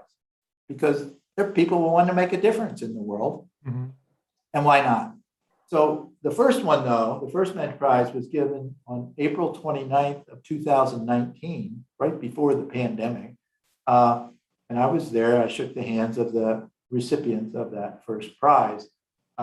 This information is online in the Mensch Foundation. So if you go to the prizes or whatever, awards and prizes or whatever it is, you'll find these things written up.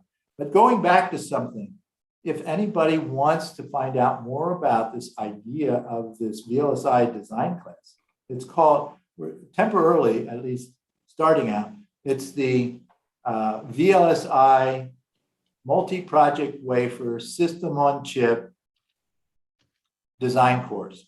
And so we're working with a professor at Fort Lewis College. His name's Ian Lee. He's the recipient this summer. I signed it.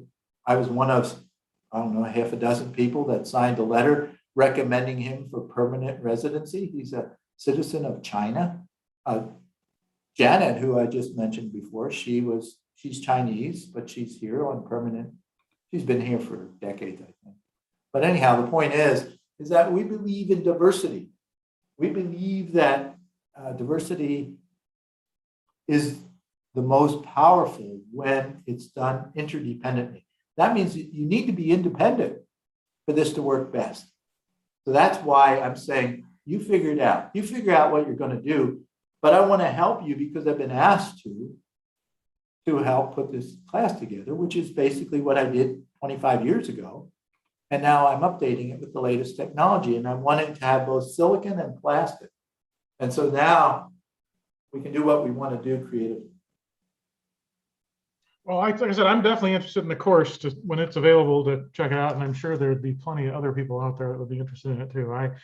I was never quite as in-depth a user of the Atari back when I was a kid. I did it mostly for hacking and getting arrested by the FBI. I wasn't really much into development, but the older I get, I started cracking out the old machine language books again, trying to relearn a little bit of machine language. And the older this thing gets up here, it seems like the harder it is to cram new information in it. But I would be very curious to see the course and participate in any way that I could when it is. Are you a professor? Oh no, not at all. Okay. All right. Well, we're kind of looking for professors that have students, right? But we can still have conversations like this so you can see what's going on. Right now, there's a possibility that Janet was saying that we might create a ERC. And I was a small business about, 25 years ago, was the only small business in the Center for Low Power Electronics. It was a state, industry, university, collaborative research center, I think. And then I got an SBIR, which is Small Business Innovative Research, for mixed signal rapid prototyping. But right after we were approved by and funded by the National Science Foundation, Motorola stopped manufacturing analog arrays, field programmable analog arrays. And so that what I was doing in that project was combining field programmable analog arrays with field programmable digital arrays. And the 6502, this was built on our old developer boards, but it was, now I would be saying it would be built on the O2 SXB or some of our new technology nowadays with this, I would say. But the idea was Oleg Polizinski, professor at the U of A, he's from Poland, and he had students there, a couple students. One still works here for Marvell, I think. He and I are going to get together again after 25 years. But anyhow, what I'm getting at is we're going back to the future with some of these ideas. And so stay tuned. I don't know what's going to happen, but Janet's thinking that Caltech, you may have heard of Caltech.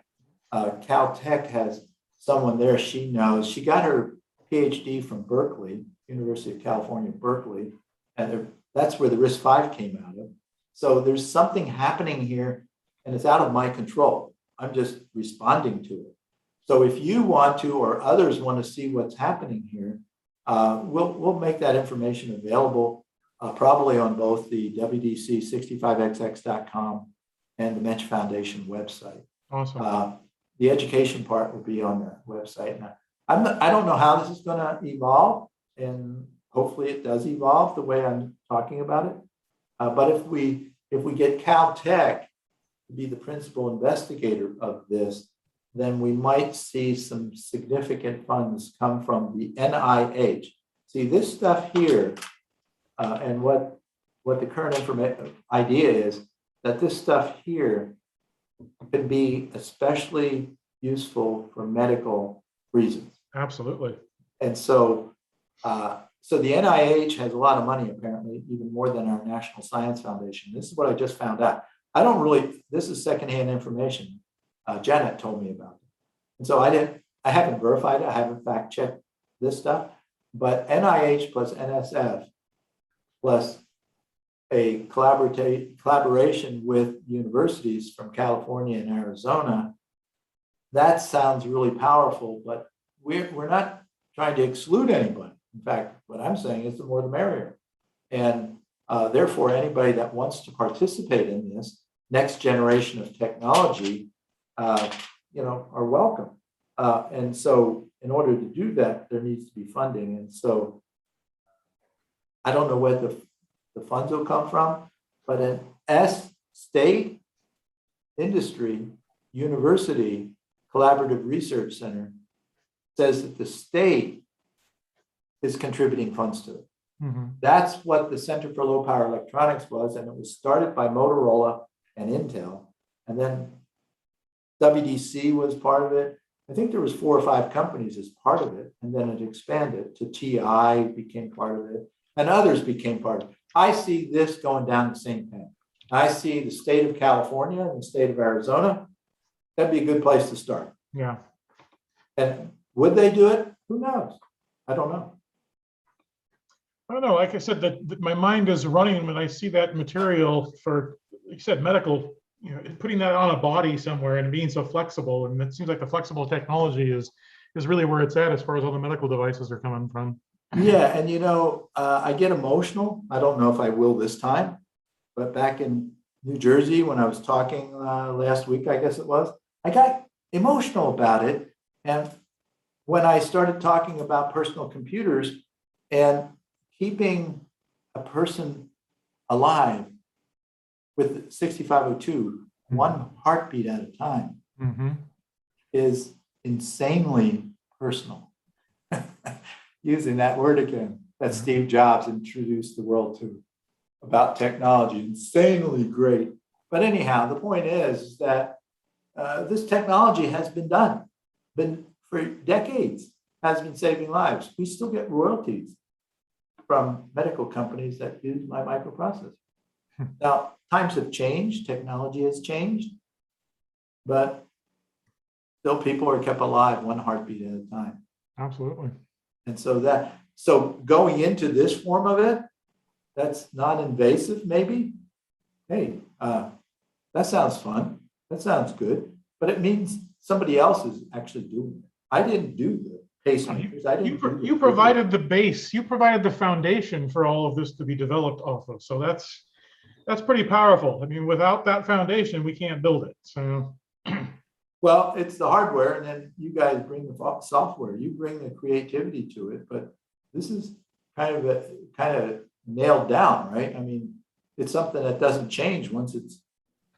This can change, and you can rapidly change the plastic, but this we can change and very easily. We know how to do that. So I just enjoy the fact that you're interested in what I do. You're interested in how I've applied my education.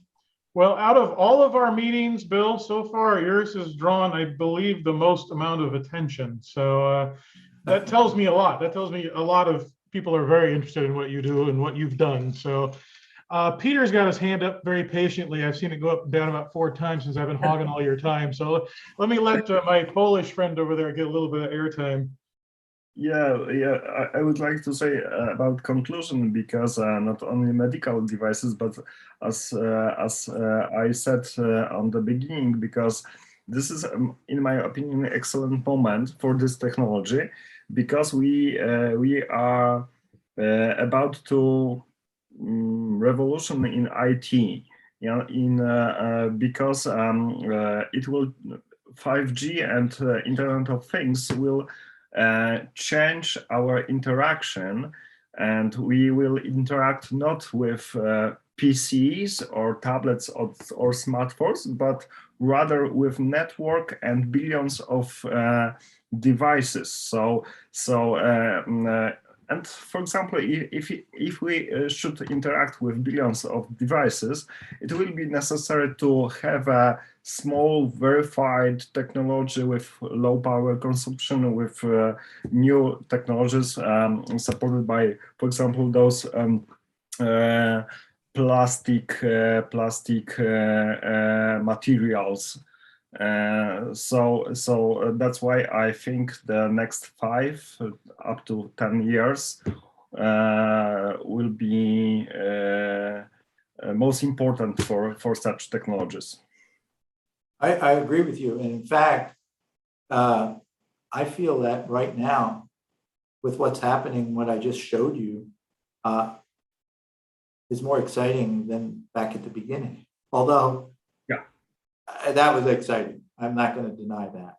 But right now, because of people like yourself that are interested in the technology, you're connecting the past with the present.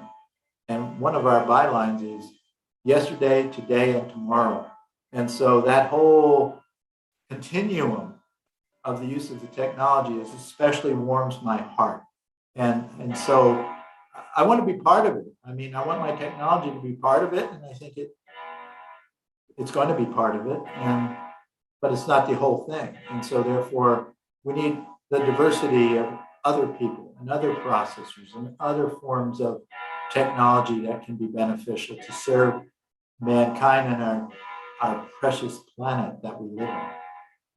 I mean, you can build a community on Mars or on the moon or some other thing circling our sun, or you can venture out. It'll take you quite a while to get to the next star is 4.5 light years away. That means that if you want to send a message at the speed of light, it's going to take you 9 years to get a response back on your email. And so that you can't get very many of them back in one lifetime unless we figure out how to, we can duplicate ourselves multiple times, more than about 10. It looks like we can only rebuild ourselves. But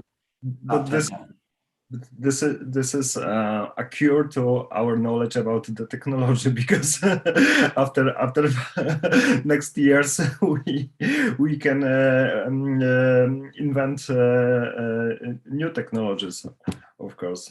Yeah, and I think we're going to. And material science is a big deal, and that's what basically created the silicon microprocessor, the material science. So we had to understand silicon. We had to understand how to dope silicon, right?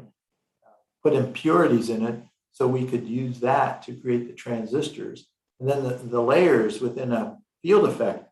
A field effect transistor works a lot faster than a current effect transistor. That's the bipolar. The current is a little slower to reroute, to shut off, turn on.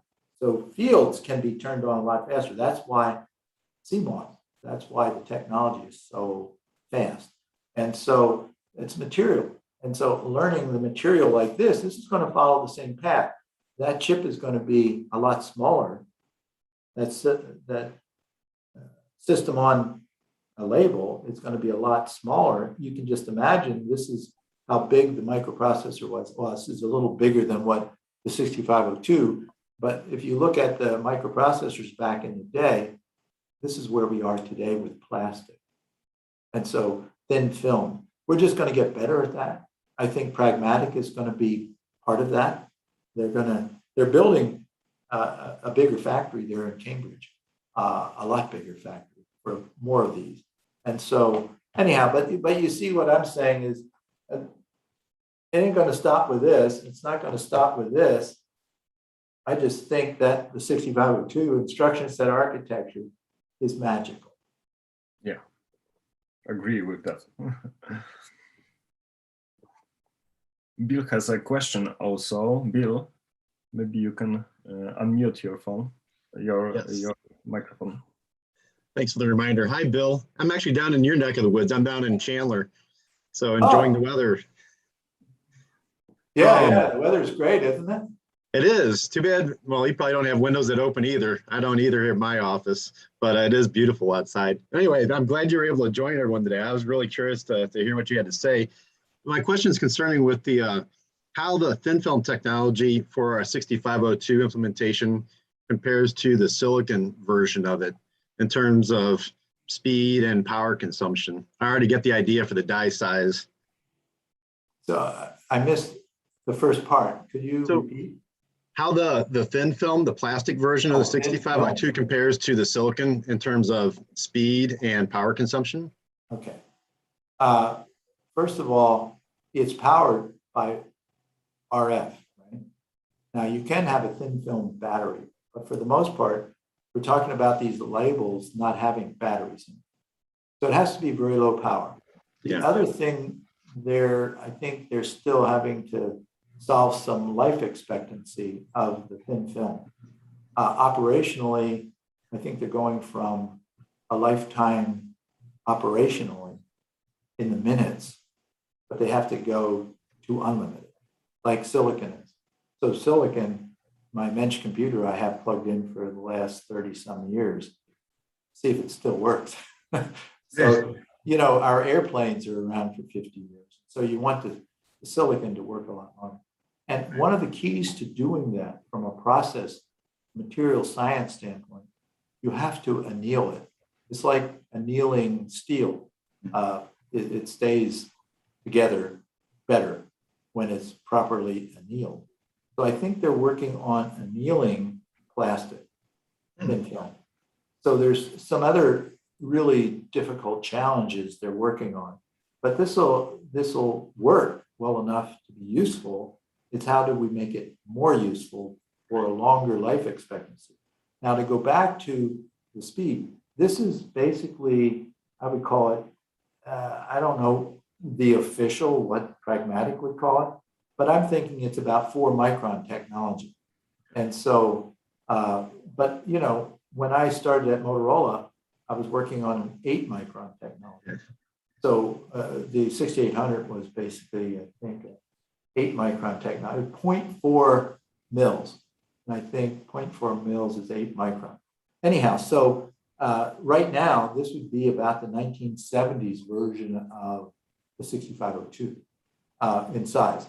Power it's really low power, but actually, because it's only NMOS, then you know it's more power hungry than CMOS. So that's why we need to get P-channel thin film. And so they're working on that. But so the idea is this is actually equatable to the NMOS technology and the NMOS depletion load technology. It's kind of a way to think about it. So you know we have some steps in the material science that we have to work through. I'm not doing that. You know, my microprocessor is what my contribution is. So working together team-wise, the scientists at Pragmatic have to figure it out. I'm not going to figure it out. Now, you know, randomly, I might help out somehow, but right now, that's not my lane that I'm in. So going back to your question, I think what we're looking at is higher power than CMOS, certainly. Life expectancy, what I just said, is lower than silicon and shorter than silicon. So there's a lot of things that we have to work through, but you can see the technology in the form that I just showed you where it's so flexible that the flexibility is a big deal. And, and that's the trade-off. Yeah, and so I think it's an evolving technology. And the fact that they came to me, I didn't go to them because I'm thinking, They got the answers that they need. They don't need me. They want to work with me. Of course. Oh, great answer. Thank you. I appreciate that. You're welcome. Hey, Bill, I've got another one that came in across YouTube. And this one, the person is asking, any advice for creating a multi-6502 processor system? Do they exist at all, or the O2 is designed for solo CPU only in a system? So I guess it's trying to make a multi-processor system with using the 6502s. Okay, so a good question. As it turns out, Rockwell did this back in the 80s. I think one of their processors, you can find it in their data book back in their old data book, but it was a dual processor, two 6502s on a chip. In fact, I was an expert witness for Samsung. They came to Phoenix, wanted to talk to some lawyers because somebody was, I don't know, suing them, or at least saber rattling is another way of saying it, because they were doing something with multiple processors. And so then I helped them see that Rockwell used two of my processors on the chip. And so therefore, multiple is more than one. So that's two. Back in the 90s, I think it was, Altera came to me and wanted to embed a 6502. And when we went to the Embedded Systems Conference, I had some conversations with some people from Altera, which became Intel, right? Intel bought Altera for $32 billion a few years ago. So actually, what they wanted to do was put a 6502 in the fabric of an FPGA. They were talking about hundreds of them on the FPGA. Now, with today's scales, you can easily see where, do you want that, or do you want my insanely reduced version? Now, you might want more than two instructions and two addressing modes and two registers, but how many do you really need? So when we're talking about some of these things like this, and what you just said, asked, is what's the application? Can we do it? The answer is yes. Is it really a form of process in memory? Interestingly enough, as an advisor to University of Notre Dame in South Bend for more than 20 years, you'd run across some things that are interesting. One of them is that there was a fellow, IBM fellow there, that was one of the professors that I became friends of.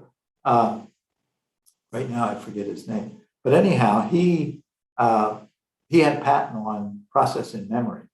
So process in memory is kind of what you're suggesting here for massively parallel systems. The 6502, and actually I would say probably not the insanely reduced one, but something that could be called seriously reduced. From what I have here is showing you, in the fabric of an FPGA might be interesting. But in order to do these things, you have to have the interest, you have to have the application, and you have to have the resources, the financial resources, and maybe the technology to build it. And of course, you can do it without me, or you can do it with me. But I'm not really soliciting anymore. I love what I've got going. I love the idea that we may be teaching system on silicon and system on chips and system on labels in a course worldwide. That just warms my heart. But the other thing about this technology is Pragmatic wants to franchise. I don't know if that's the right word or if they would agree with that. They want to franchise the factories. The factories cost $10 to $20 million. That's the number that I've heard. I don't know. I didn't fact check it. That means that it's like McDonald's. All kinds of things need all kinds of factories. So you can imagine every country having a thin film factory because of the price. That means that every culture can be able to participate in this. And these only cost pennies, not $25, like the 6502 is $25. 25 cents is, well, right now they build 6502s for 25 cents. But anyhow, this is like 2.5 cents, or actually maybe less than 1 penny. So anyhow, there's the material science itself, but the availability and the accessibility, and when you teach it, then they'll come. There'll be new ideas will come. Well, that's what was so exciting at the time we live in today, because I've been able to manufacture and make PCBs, something that I could never have done back in the 80s, in a matter of a few days. I can use my Eagle CAD and design my board, send it over to a factory in China, JLC PCB or whatever, and in a few days, bam, there's a board that I made. That's where these came from. And they have part of their services, you can do this surface mount stuff. They don't like doing through hole for whatever reason. Yeah. But this is using that. These cost like $1 or whatever. Yeah.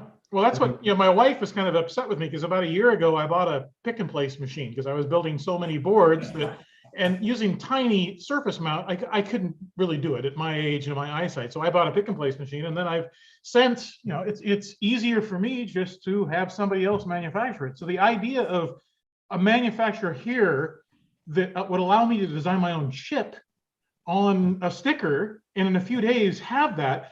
I mean, my goodness, the possibilities are they're astronomical to think of what we could do.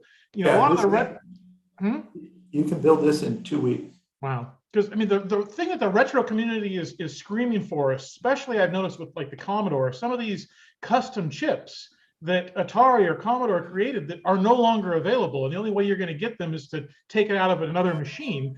But this opens the possibility of, recreating those extremely easily and cheaply.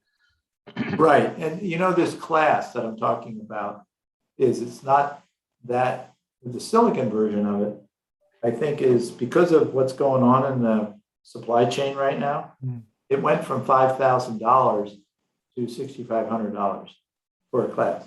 But you're actually working with the actual silicon, and it's TSMC silicon. And I think if I got the numbers right, the 28 nanometer version of the class is like $15,000. And so it's not 15 million. And I think you get like, I don't know, 40 or whatever, but you would get more than one. You'd get more than 10. I don't know what the numbers are right now. So anyhow, for some of this stuff, I'm looking at how do you get it into an individual creator, take the class. It's going to be online, by the way, I think. And I'm not sure about that because there's some other commercial aspects to what I'm talking about that is still evolution. It's still evolving. So, but anyhow, the idea here is that how do you get more people doing more things creatively with the materials that we're talking about, silicon and plastic. And it just seems like we have to change the access point is what I'm doing. I'm changing the access point so more people can have access to it. Not unlike when you have FPGAs. I mean, come on. You can do a lot with this. Like you just said that Peter or somebody has 100 megahertz 6502 running on it. Yeah, I think that's awesome. We look at ours. We don't need 100 megahertz, but we could have it. In 180 nanometer, we have a couple hundred megahertz. Wow. But what are you going to do with it? You have to have the right application. Now, Chuck and I, when Chuck was with us, we were doing some things because we wanted to have. He got a patent on it, by the way, but there were 4 inventors, but he was the sole person on the patent. So that was interesting. And so I had to negotiate a patent royalty agreement because, hey, Chuck, why isn't my team on the patent?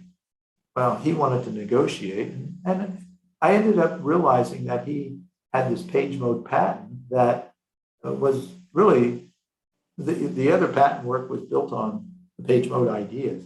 Now, the page mode hasn't been generally accepted, or at least what I know.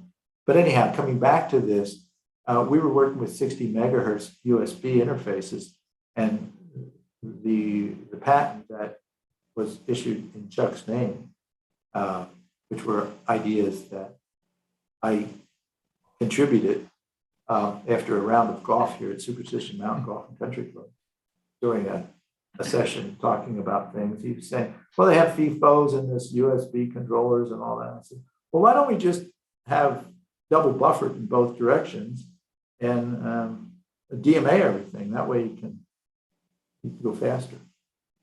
Oh, he says, nobody's doing that. I go, why? I don't know. They're all following the same approach. I go, well, okay, you can follow the same approach. We can do that, or we can do it this new way.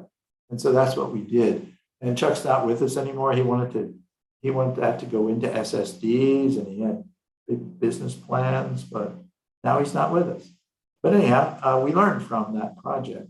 And so to me, there's a lot of great ideas that are out there, but they can't find a birth because of some economic pressures that, and maybe we can, through this class, break that barrier somehow in some way. And I'm looking at how we license it economically so that more people can get with the technology. You know, ARM has done a great job that way, and RISC-V is doing a great job that way. And so I think a lot of that would come out of that. And that's why 6.5 connected to RISC-V just seems like a natural fit somehow. And we'll see if we can get anything going that way. I've got another question in the chat. He says his microphone's not working. So his question is, any chance for a faster version of the 65C816? The 20 megahertz version is quite old now, 14 megahertz to be exact. So looking for an upgrade. Well, yeah, see,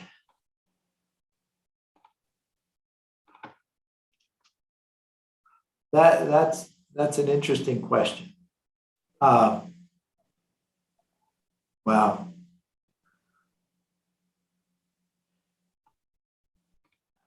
I have an Alfa Romeo in Durango. It's a 1989 Alfa Romeo. It doesn't have cameras on it.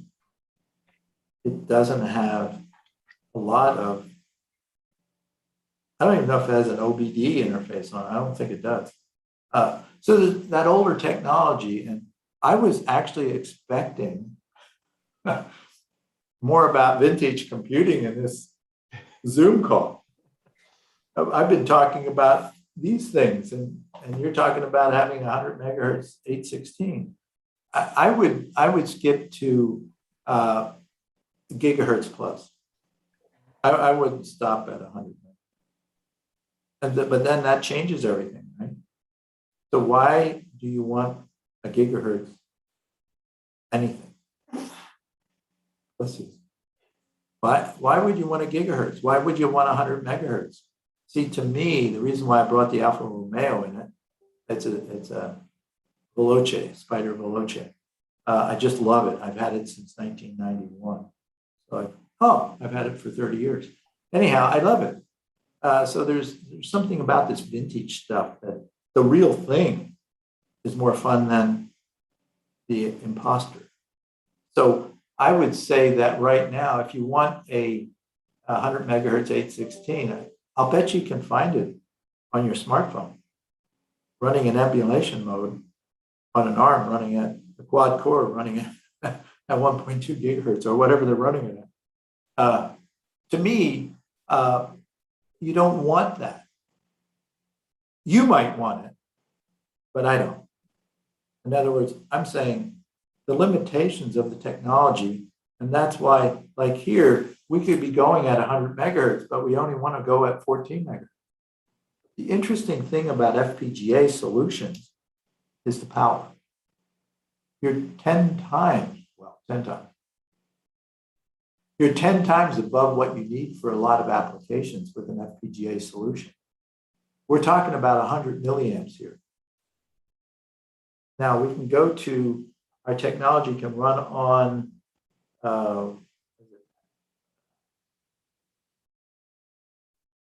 lattice technology, I think it is.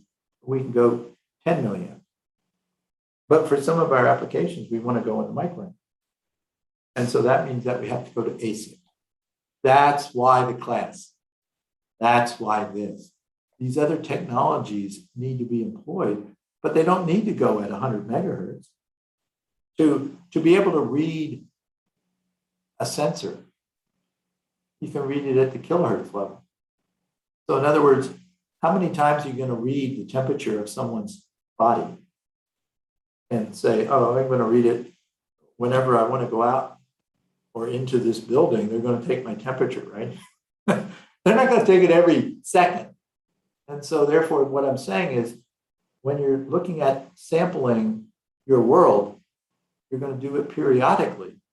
So that tells me that we don't have to go at a gigahertz to get the temperature of the human or any of some of these other sample rates. So if you want to build something that has a really great display, I mean, why not use this? Mm-hmm. This is awesome. And I get it with being able to connect auditorially with other people on the planet. And I got a whole lot more. So to me, wanting an 816 that runs at 100 megahertz or 200 megahertz or a gigahertz is something that might sound good, but this is great. Well, and that's the nice thing with FPGA. If you want a 816, make an 816. You know, you can make anything in the FPGA. We've got a guy who's on vacation and wants to ask a question. Eric is enjoying vacation in Hawaii, and he was so excited to see you on our call this month that he had to break away from his vacation in Hawaii and come on here. But I see he's got his hand up. So Eric, aloha, my friend. Go ahead and ask your question.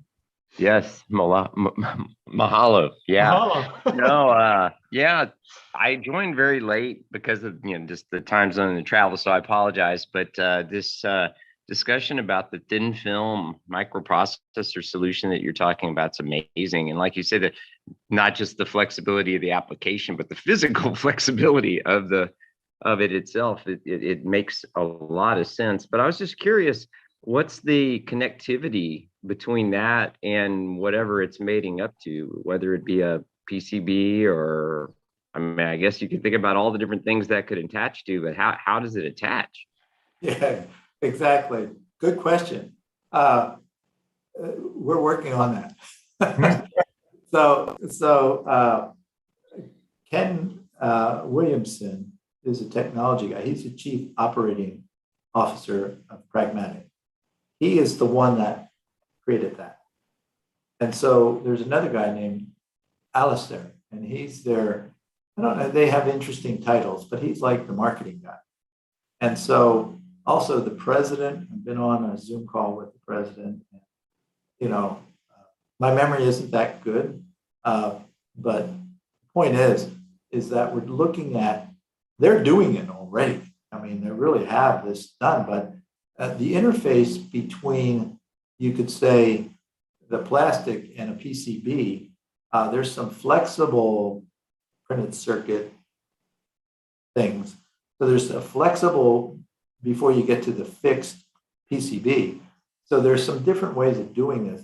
They have defined, I think, a 20-pin interface.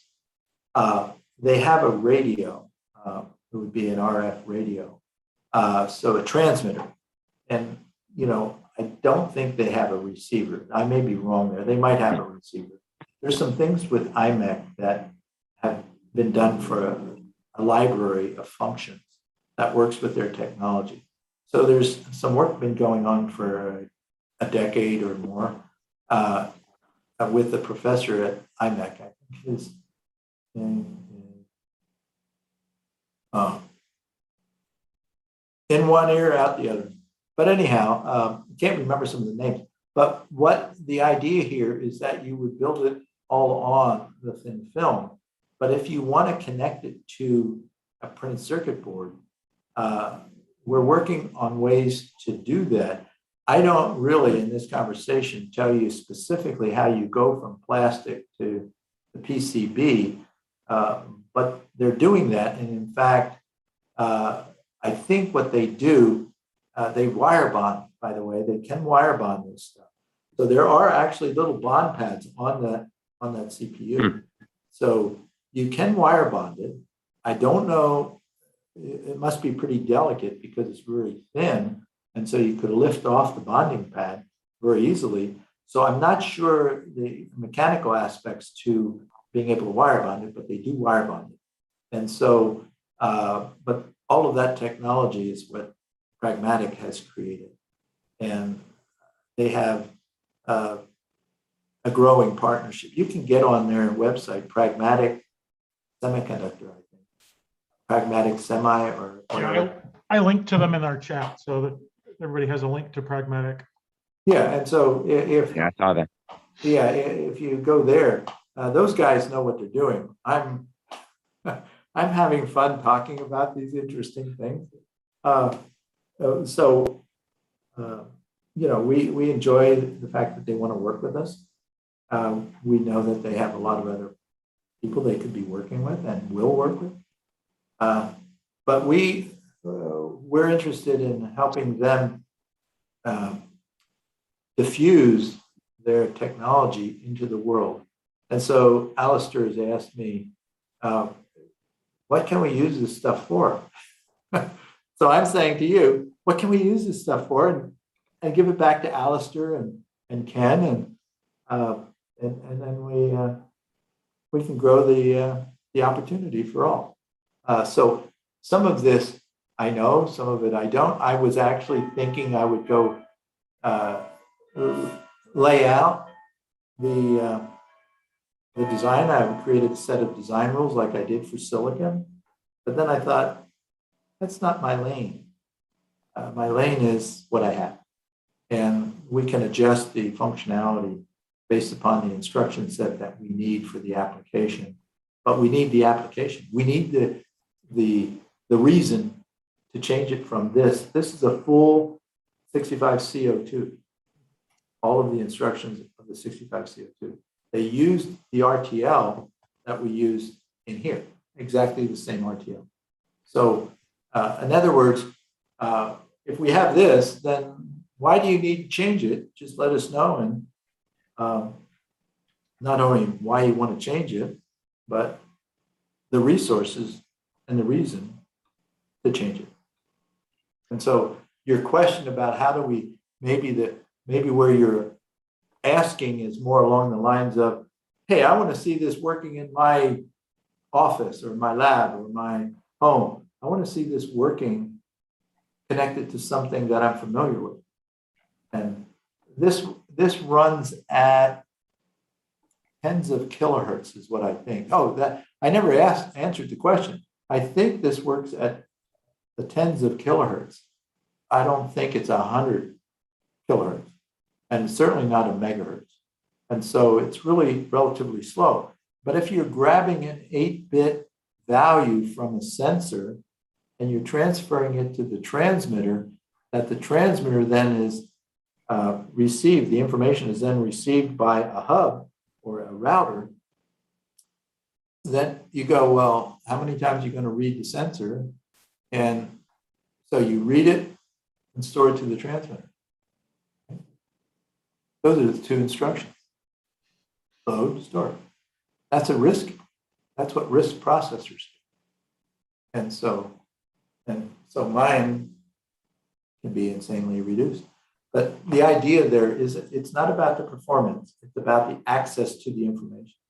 So any sensor that can be converted to 8 bits is a nice little small quantity. Now, of course, the other thing about the 6502 always was it's an addressable register architecture, which Chuck never used. These guys never used it. But I'm thinking, what's the power of the 6502? And when you look at what Wozniak did with floating point math and others have done, and we have a library of floating point math that goes with our tools, that's 64-bit. well, wait a minute, this is an 8-bit processor. Well, tell IBM about that when they built the IBM 360 that changed the freaking world. They looked at it, scaling it. That's the revolution that was the IBM 360 was they wanted to have the same architecture go across the range of computing requests by their customers, rather than having a half a dozen different CPUs, instruction set architecture. They came up with an idea that we have to have integrated circuits. So IBM pioneered the integrated circuit and the ability to scale their processing from low end to high end. That's cool, right? Mhm. That's kind of what this is. That's kind of what this is.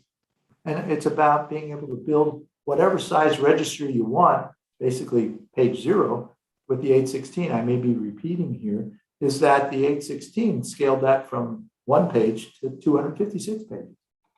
But that means that you can get to those registers as quick as Intel used to be able to get to their registers in their x86 and the 68,000. We can get to those registers. That's what that instruction level a benchmark tells you. Hey, just out of curiosity, Bill, what design software do you use when you're working on this stuff? I'm sorry, what design software do you use when you're creating all these fancy things? Oh, well, nowadays, when you go to an FPGA, what's interesting is these things that look like, smell like, and seem like the same thing aren't. Mm-hmm. So going from Lattice, which we started with in our project working with Chuck, we worked with Chuck from 2007 to 2019. That was with Lattice. Then we went to the Max 10, which Intel then acquired. And this Max 10 has an interesting set of chips that go in the same 169 BGA. So they have a Max 10, MO2, MO4, MO8, I don't know, M16, I don't know where it stopped. But all of those fit in the same socket. So I could replace this one with one of these others.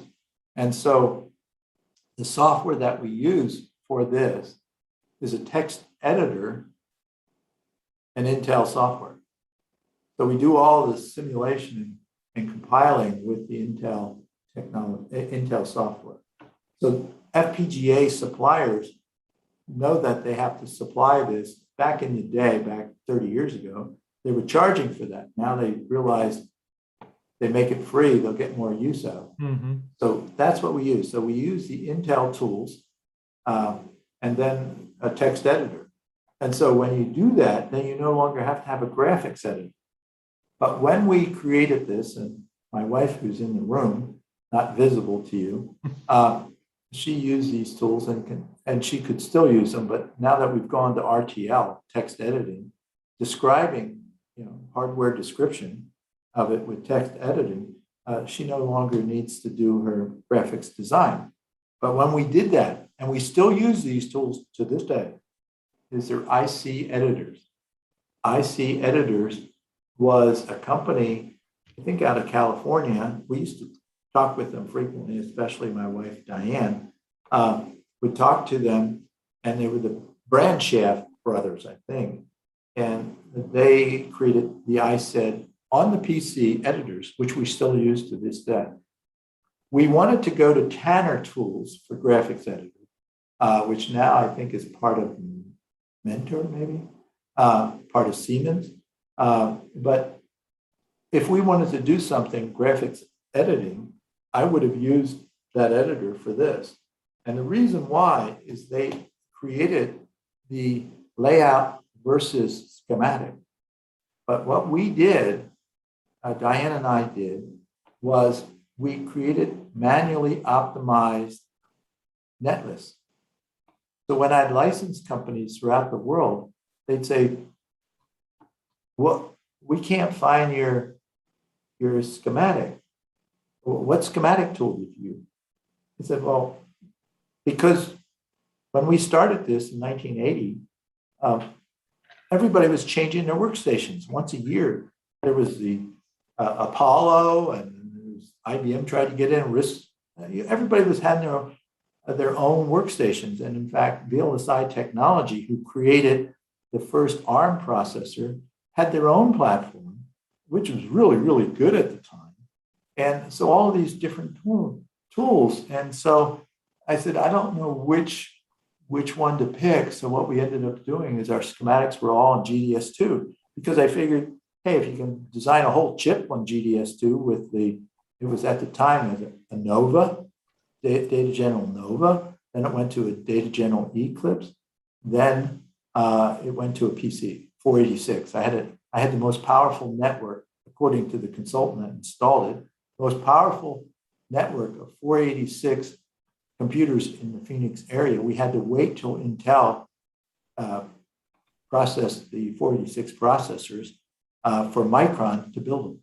And so I had a network of about 20 Micron processors. I think they cost $3,000 to $5,000 per. Each time I had a workstation, the Nova GDS2 Calma system cost about $125,000 used. Wow. And I traded that in for an Eclipse. It was GDS1, then it went to GDS2. That was another $125,000. And then it was $125,000 worth of Micron PCs. And now we still have some of those PCs in the museum, so to speak, but we now use these notebooks. And when we need to do something, we process our designs on our notebook. And because we got a lot of power, right? Yeah. So when you ask the question, what tools do we use? We would use the ISED tools, because we have all of our procedure documents written up for use of those tools. So when we want to size, if we want to go to a different size process node, we would use those tools. However, when you go to 180 nanometers and you go to these other processes, all of a sudden, everything changes. You want to use hardware description language. So when I was asked by the professor that we're working with for this class, would you use your manually optimized cores, or would you use your hardware description language? The answer was, would you use the manually optimized cores? And the answer was a simple 2-letter word. No, we would use hardware description. So that's where we're going. It was painful to recognize that my passion for semiconductor engineering is kind of not really the right way of going anymore. So everything's software is where we are. Now, there are some people that still do the hardware, the standard cell library, the interface with the compilers and all that. So there's still people doing that, but and there's still people that might do their own designs for some maybe analog to digital converters and other things. But for me, from a general purpose way, I'm a convert to hardware descriptions. So when I'm going to be creating my plastic ICs with Pragmatic and TSMC, I'm going to be using hardware descriptive language to do it, right? Yeah, the same one. Okay. Yeah. So you want to work with Pragmatic, give them a call. If you have your own processor, they might want to run it. We're friends. Awesome. We want to expand the market for their thin film technology. Mm-hmm. Okay, Peter, what do you got, buddy? Yeah, I would like to back for a moment to that question about speed of processors and 100 megahertz, etc. Because I think I could reveal why someone asked about that, because it depends of application for the processor. Because of course, when we are talking about application processor on the film that could work in biomedical applications or in IoT devices, of course, those kilohertz will be enough. But for example, when people want to use 6502, for example, in vintage computers, sometimes they need more speed, for example, for compilers.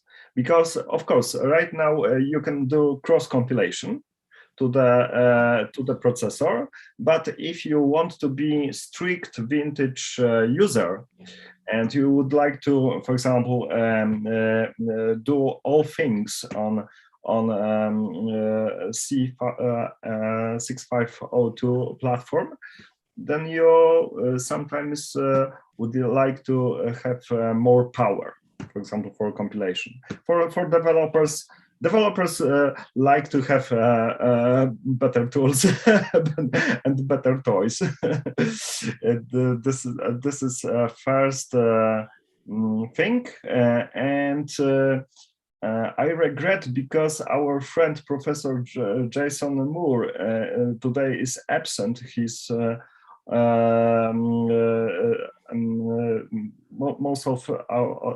most of our meetings he's also co-host, and of course he's 6502 fan, and right now he moved to Los Angeles from Pennsylvania, from University of Pennsylvania, and he's right now at Cedar Sinai. And he will be build biomedical information cluster.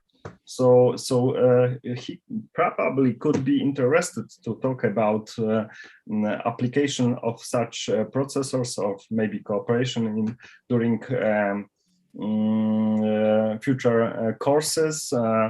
And he's also professor, by the way, and I will be happy to do introduction after meeting.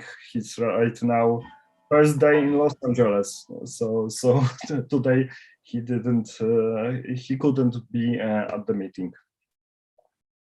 Well, I'm happy to work with anybody that wants to work with me, and however that might evolve.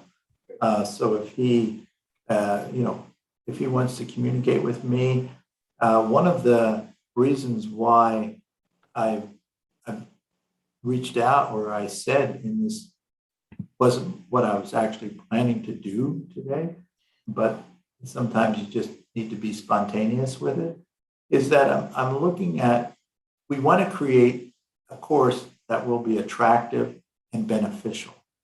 And the introduction of a system on a chip thing, like what we're talking about, and having it accessed can open up the mind to other things.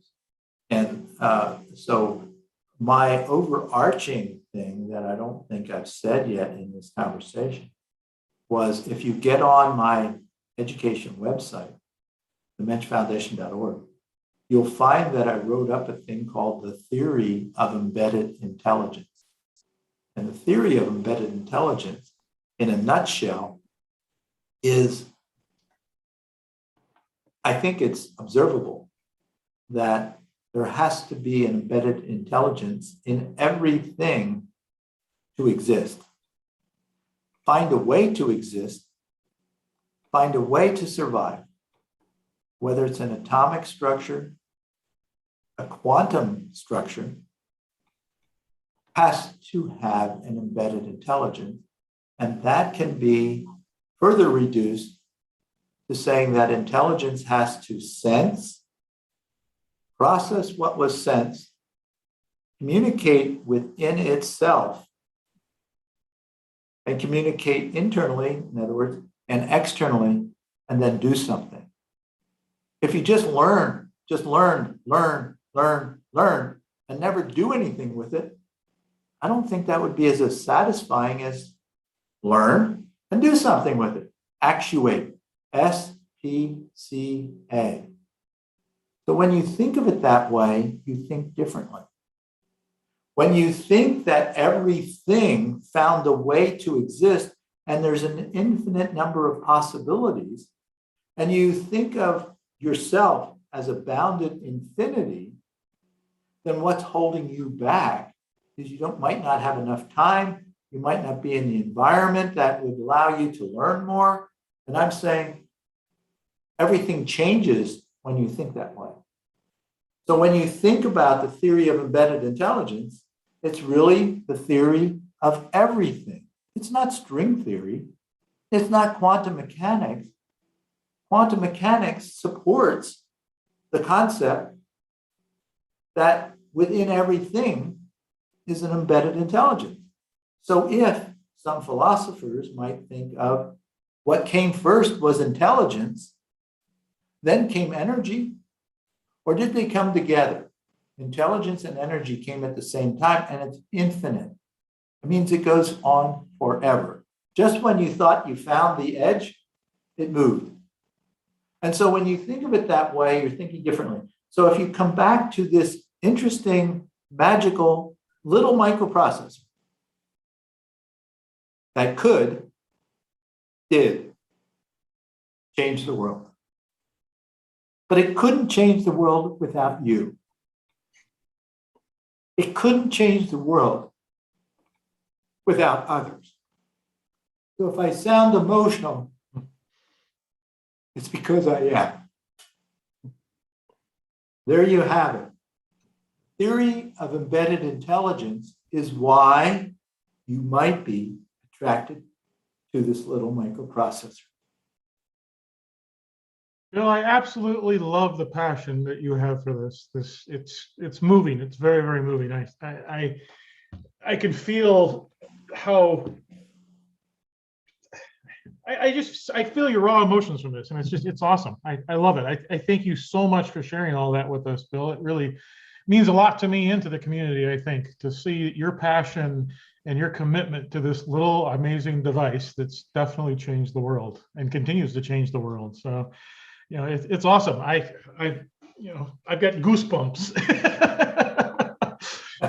the ultimate geek goosebumps going on. And geek goosebumps. Geek That's goosebumps. Gotta be. That's a new category of goosebumps. Yeah, definitely a new category. Bill, you know, I don't want to keep you much longer. We're working on 3 hours already. You know, we try not to scare off any of our guest speakers by telling them it's going to take more than an hour, but you've been really gracious with us and spent the better part of the morning with us. And your wife, too, who is sitting off camera, she's got to have the patience of a saint to sit there and watch this menagerie of geeks from around the world talk about this. Yeah, but she can't see you, which is unfortunate. But unless anybody else has got some questions, or Bill, you've got anything else that you really want to touch on, like I said, I don't want to take up your entire Saturday. That's not very fair to you guys. And you got to bring something else into that apartment other than a clock now. So exactly. Well, sitting on some books. There you go. So we have some books and a clock. But, you know, doing this is a pleasure for me. I mean, really, it doesn't get any better now. So if you want to schedule another one in the future sometime, I'm happy to do that. There may be some other questions. Maybe we've made some progress with this. Maybe somebody here, made some progress with pragmatic. I don't know. Mm-hmm. But when they said, what are we going to use this in? And they're looking at, well, maybe my licensees might want to find a use for it. I'm thinking, yeah, but I think it's new people. I think we expanded to new creativity. And I think that's why I revealed what I did. Now, did I get approval from them? Well, they already published a press release with this in there. So I'm just saying, hey, it's real. I'm real. You're real. Let's make something real happen that can serve mankind in a beneficial way. Absolutely. And that's, you know, is there bad actors? Yeah. That's part of the bounded infinity of every one of us. We can become a bad actor. But I prefer not to do that. So there you have it. So if this stimulates some another time you want to get together, I'm happy. I'm open to that. I enjoy it. And that's why I want to find out more about Atari, because there's something magical about Atari. Now, Commodore is magical too, but, you know, I don't want to say anything negative about anybody. But, Jack Trammell is who won it, How I Got Into Business. Mhm. Hello? And Mhm. Jack survived Auschwitz, and which is just incredible. So here's a survivor of Auschwitz, a horrible time in humanity, giving me this opportunity through Chuck. And so it's a gift.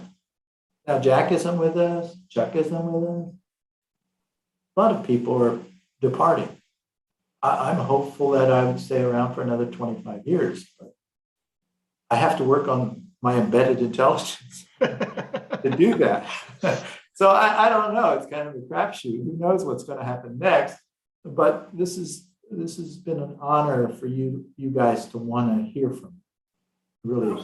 Absolutely. And I think we'll definitely want to hear from you more as this progresses, and definitely as you get the curriculum built for this new course and we get closer to that.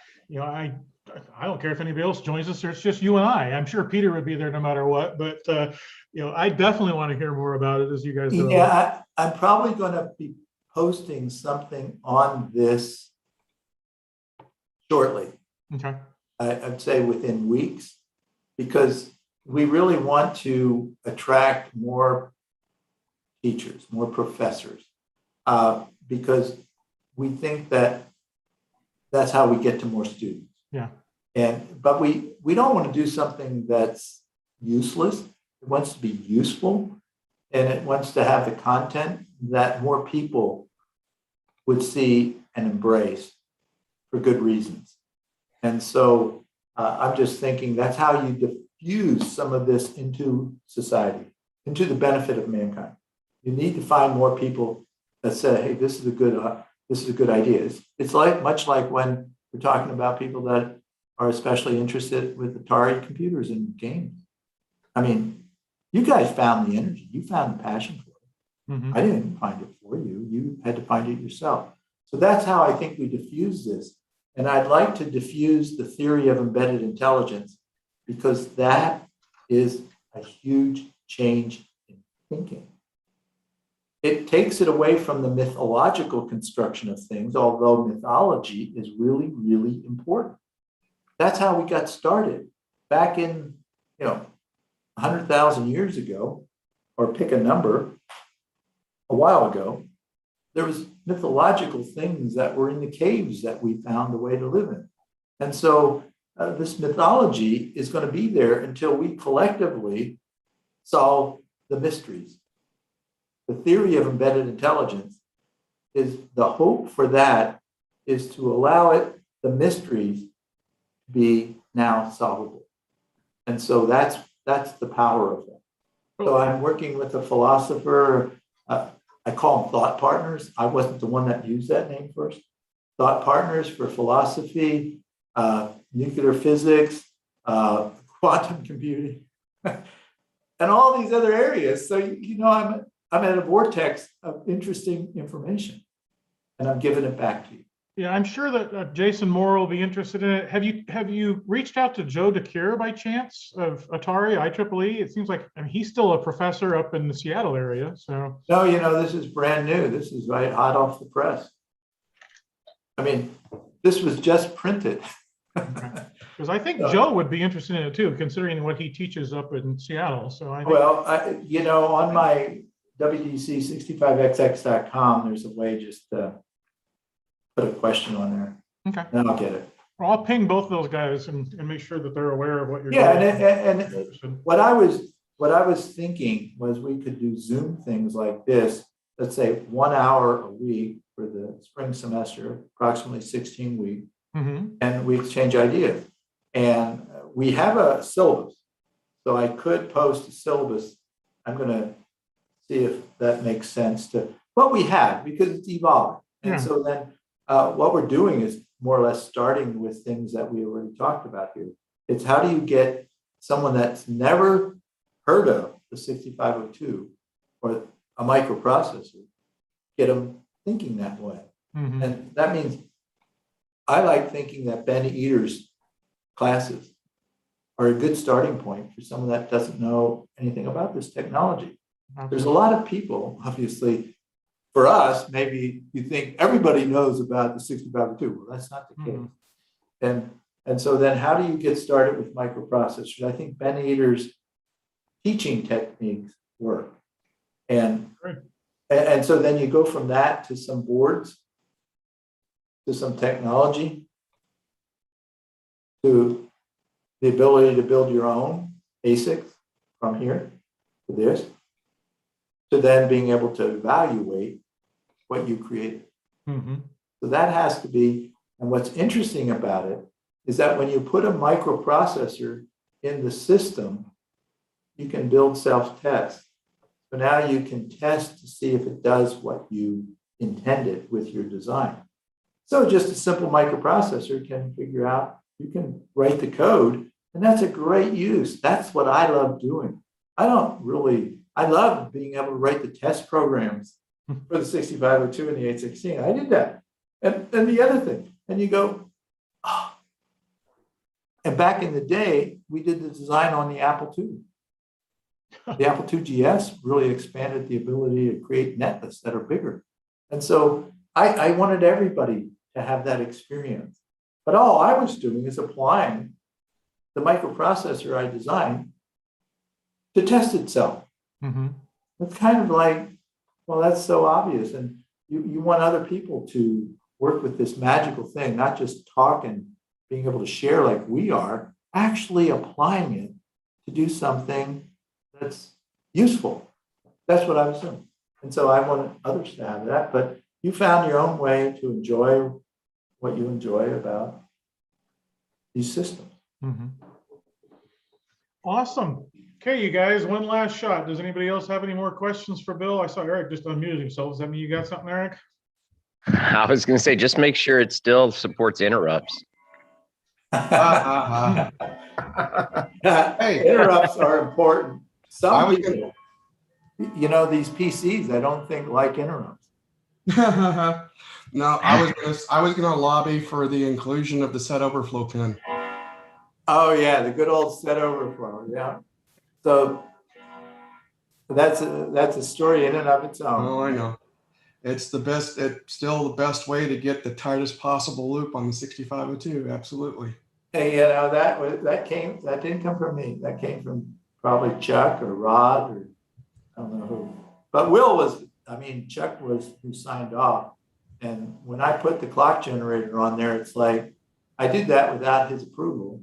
But then when he found out I did it, then he said, well, as long as it doesn't affect the yield. Yeah, as long as you don't blow. Yeah, as long as you don't blow over the layout size. Okay, great. Yeah.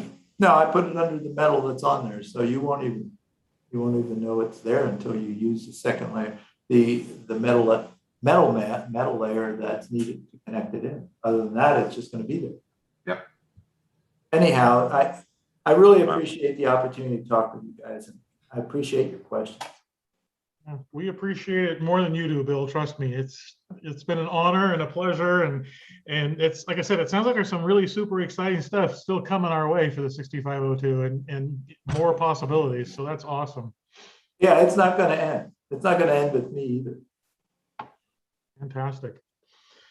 Okay, Bill, I will definitely be in touch with you and have another one of these at some point in the near future, and depending on how things are going. And I appreciate your time. I appreciate your wife letting us have this time with you today, sacrificing her time so that we can enjoy it. But it's definitely appreciated around the world here. So thank you very much. Yep. Thank you very much. You're very welcome. Thank you. Bye-bye. Have a good one. All right. Thanks, guys. Bye, you guys. Have a great weekend, everybody.